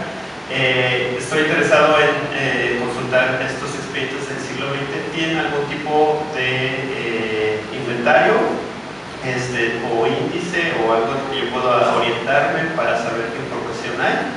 Esas serían mis preguntas muy puntuales. Gracias. Sí, mire, en cuanto a la protección de datos personales, como les comenté, en el caso de las causas civiles no hay restricción, amparos tampoco. Solamente en causas penales sí tenemos algunas restricciones. Cuando usted acude al módulo de acceso a la información, llena un formato que en su reverso tiene una leyenda donde hace responsable al investigador de la información que está consultando, ¿verdad? De manera que su fin no es diverso al de la academia, de la investigación. Entonces eso digamos, hace responsable al investigador, ¿verdad? Del uso de los materiales incluso también. Y en cuanto a esta, sí, en el caso de los penales, según mi compañero Cristóbal, es el que tiene más información, es el encargado del módulo de acceso, pero efectivamente solamente donde hay datos sensibles se le puede dar la versión pública, que es prestar los datos personales, no así toda aquella documentación propia del expediente donde no haya ese tipo de riesgo. Entonces sí se le puede facilitar, en el caso fotocopiarlo, si es que lo permite el expediente, porque en algunos, como en el caso de la maestra Benítez, también hay algunos, el riesgo de deterioro, y eso pues ya tenemos más restricción, o a lo mejor a través de fotografías. pero nada más sí se puede prestar el expediente, solo se testa, se maneja la versión pública. En el caso de aquellos donde usted quiere información, donde pueda poner en riesgo la protección de datos, sobre todo ya algunos, no sé si hay alguna restricción en cuanto a los años, quizá los más recientes pudiera haber más riesgo, porque como comentaban ellos, ¿verdad? Puede haber hijos, parientes donde pudieran afectarse, o todavía a lo mejor algunos abuelos, no sé, pero ya si son antiguos, casi siempre sí se les permite la reproducción, ¿verdad? En este caso. Y en el caso del material, tenemos una parte catalogada, no toda, ¿verdad? Yo tengo una base de datos en Excel donde a veces busco de manera, en corto, digamos, la información que me piden con palabras clave, y les puedo buscar algo de lo que tenemos aquí catalogado, que casi en su totalidad es la serie amparo, ¿sí? Causas penales un poco, causas civiles no están catalogadas, ¿sí? Este catálogo, a diferencia de la maestra, no lo tenemos a disposición del público en la página. Ese es un fin que se persigue. Ahorita de momento solo es a través de nosotros o a través del módulo de acceso, que también puede darle información, o en este caso yo les ayudo de manera económica a localizar ciertos expedientes en esas materias, ¿verdad? No tenemos la totalidad todavía catalogado, estamos en ese proceso también técnico. Sí tenemos ya clasificada la información por sección, año y número de expediente. Eso sí lo tenemos, pero todavía no en su totalidad en catálogo. Estamos en ese proceso. Aproximadamente la mitad está catalogada y falta la mitad. Muchas gracias, Carla. Las dos preguntas eran para Laura, ¿verdad? Bueno, en el caso del Archivo Histórico de Jalisco, como les comentaba, y aplica también aquí la Casa de la Cultura Jurídica, la Ley General de Archivos, la verdad es muy clara, te marca 70 años, entonces ya cumplidos. Estamos hablando que ahorita la referencia es 1952. Si nosotros como archivistas vemos que el documento es de 1952 para atrás, no tenemos por qué negarte ni por qué darte ninguna restricción, o sea, adelante, ni pedirte un documento, una carta extra, no justificar nada. Ya para adelante sí, específicamente como bien comentó Carla, solo cuando el documento tiene datos personales sensibles, que son como estos casos que yo presenté de los libros de presos. Por ejemplo, estoy acordando del Archivo Municipal de Guadalajara. En los años 60, 70 había un reglamento de cabarets, y las meseras, que no eran meseras, pero así se registraban, se tenían que llevar un registro, una ficha, una cédula, llevaban chequeos médicos, etcétera, pero estamos hablando de los años 70, o sea, son personas que viven, sus hijos, entonces como ese tipo de información. El artículo donde te marca esos 70 años y te dice de los datos confidenciales, datos sensibles, no te dice cuáles son, te tienes que ir a otra ley que es la de transparencia. La de transparencia te da de manera muy general cuáles son, pero no te resuelve a veces gran cosa, porque te dice cuidar datos como preferencia sexual, problemas de salud, preferencias políticas. Dices, bueno, pues estoy haciendo la biografía de un político, ¿cómo voy a cuidar eso? No, bueno, se refiere, pero ahí hay que interpretar porque no dice tácitamente. Se refiere, por ejemplo, a lo mejor a un obrero que está afiliado a algún partido político y eso puede poner en riesgo su vida, o a algún sindicato y puede poner eso en riesgo su vida, ¿no? O en su momento, pues, que le pudo haber afectado. Como ese tipo de cosas son las que se piden que se cuiden. Ahora, lo correcto sí es, en el archivo te prestamos el documento, si tú demuestras es para mi maestría, es para el doctorado, para mi libro, órale, va. No te lo vamos a mostrar una vez. Deberíamos prestarte una versión pública para hacer así como muy ortodoxos con la ley, pero de aquí a que nos pongamos a hacer versiones públicas dejemos de hacer todo lo demás, ¿no? Entonces no es nada práctico. Algún día quizá así debe de ser, pero mientras tú nos garantices que es para un trabajo académico, que el beneficio común de tu trabajo va por encima de un derecho particular, entonces, porque la misma ley así te lo marca, sin problema puedes acceder a ese documento sí la misma ley te pide que cuando tú publiques los resultados de tu investigación, pues nada más lo que tú ya dijiste, cuidando de los nombres, no vas a poner ahí algún domicilio, como ese tipo de cosas que sí puedan afectar a esa persona, por tú quedar bien como historiador, vayas a hacer quedar mal a un particular, sobre todo un particular de a pie, pues, digo, no tan un personaje, un político, un gobernador que fue un ladronzuelo, pues que lo vamos a andar protegiendo, ¿no? Ya, ahora sí que ellos mismos lo dicen en sus discursos, que la historia me juzgue. Ya nos dio permiso de verse su información, ¿no? Podemos hablar más sobre ese tema, pero igual, por respeto al tiempo, Muchas gracias. Carlos. Nada más quería aclarar algo. Ahorita que comentó Héctor, sí prestamos el material, o sea, nada, es decir, la consulta física es abierta y completa. Solamente en el caso de la reproducción en causas penales con situaciones así de datos, ahí es donde puede haber restricción, pero el expediente se les presta la caja completa. De hecho, a diferencia de los otros archivos, el de la Casa de la Cultura Jurídica, estás entre los archivos, tú mismo los puedes dimensionar visualmente y eso también permite como ver los alcances. Eso también es algo importantísimo, porque de hecho con lo puro visual hemos descubierto muchísimas cosas, muchísimos temas. Pues se nos ha acabado el tiempo. ¿Alguien más quiere hacer un comentario breve? Los investigadores que somos independientes y para poder acceder a los repositorios, ¿qué requisitos debemos cubrir? Mi pregunta 2 es, estoy interesada en hacer una investigación sobre el delito de falsificación.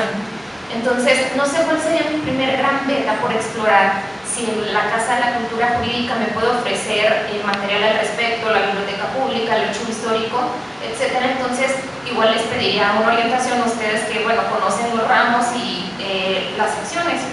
Sería todo. Buenas tardes, felicito a todos los participantes. Mis preguntas son directamente hacia Laura Benítez y Carla Alatorre. Ya he tenido el gusto de ir en muchas ocasiones al archivo de la arquidiócesis con Jorge y con Héctor al Archivo Histórico de Jalisco. Sin embargo, mencionaba en relación a la Biblioteca Pública del Estado que se da una credencial. ¿Cuánto tiempo tarda en darse la credencial? Y para la primera consulta, desde el primer día que llevas tu oficio, ya se te permite acceder a los documentos que tú ya revisaste en la página. Y en relación a la Casa de la Cultura Jurídica, yo estoy haciendo una investigación sobre un personaje muy relacionado con el mundo jurídico, y mi pregunta es si puedo consultar aquí expedientes de amparo que fueron presentados en la Ciudad de México, por ejemplo. Esa sería una. Y dos, también si puedo revisar casos de controversias constitucionales y acciones de inconstitucionalidad. Esas son mis preguntas. Gracias. Bueno, en el caso de falsificación, aquí los delitos de ámbito federal que encontrarás: falsificación de documentos, falsificación de moneda. Es lo más habitual que tenemos. El requisito, pues nada más es, no tiene ningún costo. Llegas aquí a la Casa de la Cultura, dices que quieres consultar el archivo, te van a pasar al área del módulo de acceso, únicamente tu identificación, te le van a sacar copia, llenan el formato que les comento y ya inmediatamente mi compañero los pasa al archivo conmigo. La consulta, como dice el maestro Gibran, es directa, ¿sí? O sea, puedo yo facilitarles en esa pequeña base que tengo qué puedo encontrar de falsificación, ¿verdad? Entendiendo que solamente hay una parte, lo de amparo en base y un poquito de causa penal, no está completo. Entonces casi siempre la consulta es expediente por expediente. Ya de acuerdo al rango, pues es entre 1804 y 1950, ya pues tú haces la investigación directa, te facilito las cajas, ¿verdad? Y ya directamente se consulta expediente por expediente. Pero es el único requisito, nada más traer una identificación, no se requiere que traigas carta de investigación. Casi siempre sí les tomamos el dato porque nos sirve para saber qué están investigando ustedes, poderlos localizar en un futuro, invitarlos a lo mejor a alguna conferencia, etcétera, pero no como requisito, solamente la identificación y la firma de este documento. Y cada vez que vienes a consultar, sí tienes que referirte al módulo de acceso para decirles qué consultas, Eso sí es de cada que vienes. Es el único requisito. Y aprovechamos para que puedan responder la pregunta. Sí, la de los amparos, sí, presentados en la Ciudad de México. Y luego pasamos con la. Sí, en este caso pueden ser consultados a través de ese sistema que les comenté, CAE, ¿verdad? Es un sistema de consulta de archivos judiciales, donde sí podemos hacer referencia a cuáles fueron presentados allá de Jalisco, ¿verdad? A través de ese sistema puede localizarse. Eso es a través del módulo de acceso. Mi compañero es el que tiene esa base, entonces ya se puede localizar esa información. Igual, acciones de inconstitucionalidad, controversias, también con Cristóbal, que es el encargado del módulo de acceso. Ahí ya sería directamente porque es a la Suprema Corte y a través de transparencia. Así es esa modalidad. Gracias, Carlos. Laura.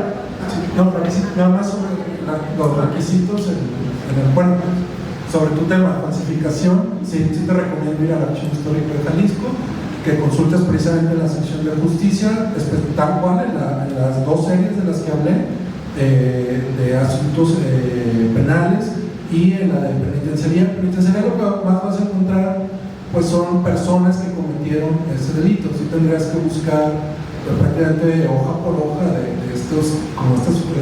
estos libros, las fotos que mostré, para ver quiénes cometieron este delito, por si quisieras a lo mejor hacer un perfil, ¿no? de las personas que estaban acusadas de cometer esto.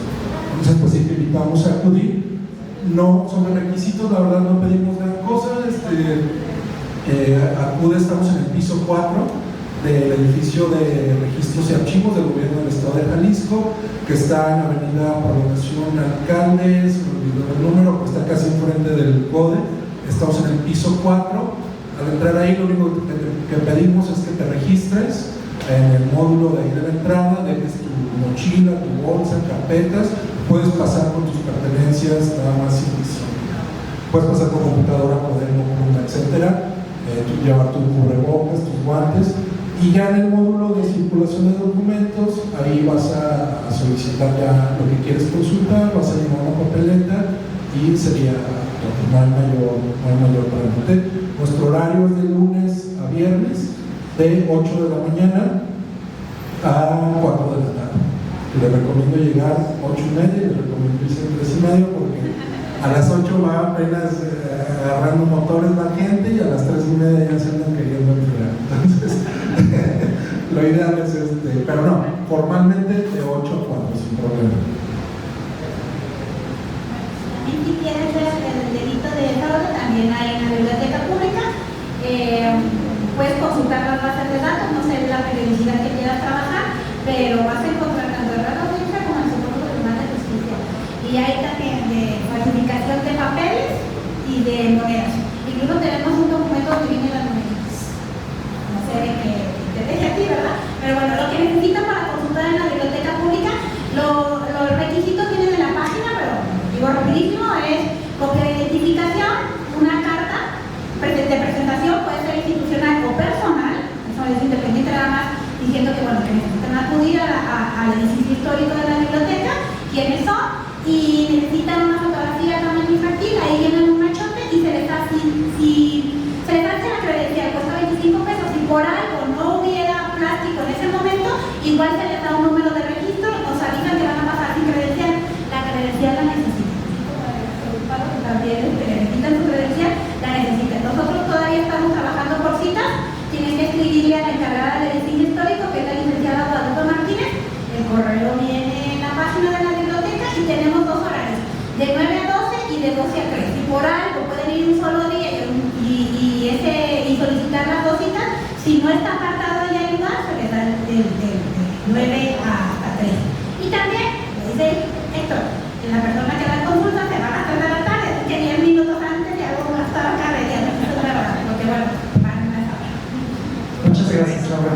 Pues muchas gracias a todos. Después de entregar los reconocimientos, les pido un solo minuto extra de su día para entregar por parte de la Asociación de Historiadores de Jalisco Carmen Castañeda, a cargo del doctor Sergio Valerio, un reconocimiento en particular al maestro Gerardo Castillo Torres. Y si me lo permiten, brevemente, para dejarnos a disposición de la institución que nos recibe, leeré muy brevemente su reseña curricular, porque finalmente es quien lo recibe y es con quien se quedan en caso de volver a esta institución.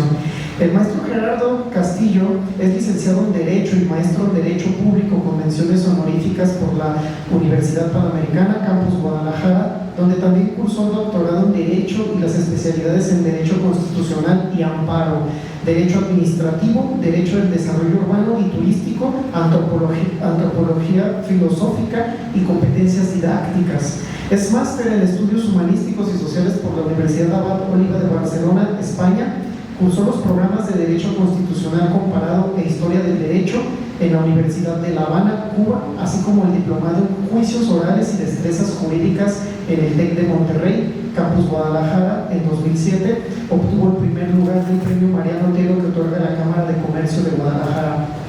Ha sido director de licencias en la Oficialía Mayor de Padrón y licencias del Honorable Ayuntamiento de Zapopan, y en el Gobierno del Estado ha ocupado los cargos de director de lo consultivo en la Consejería Jurídica del Poder Ejecutivo, de director general de Gobierno de la Secretaría General de Gobierno y de director general jurídico de las Secretarías de Desarrollo Humano, la Secretaría de Desarrollo Rural y la Secretaría de Planeación, Administración y Finanzas.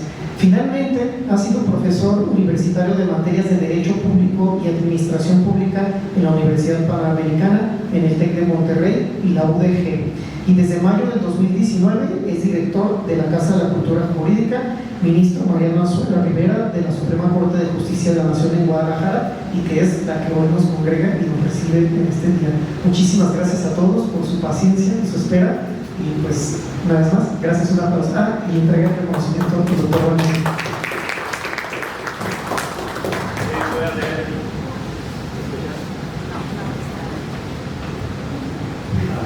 Voy a leer la constancia.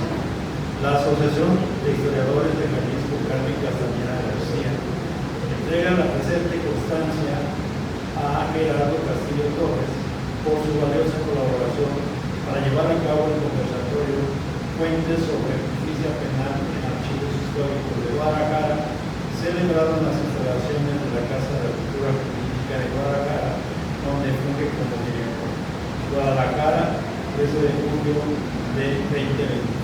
Muchas gracias.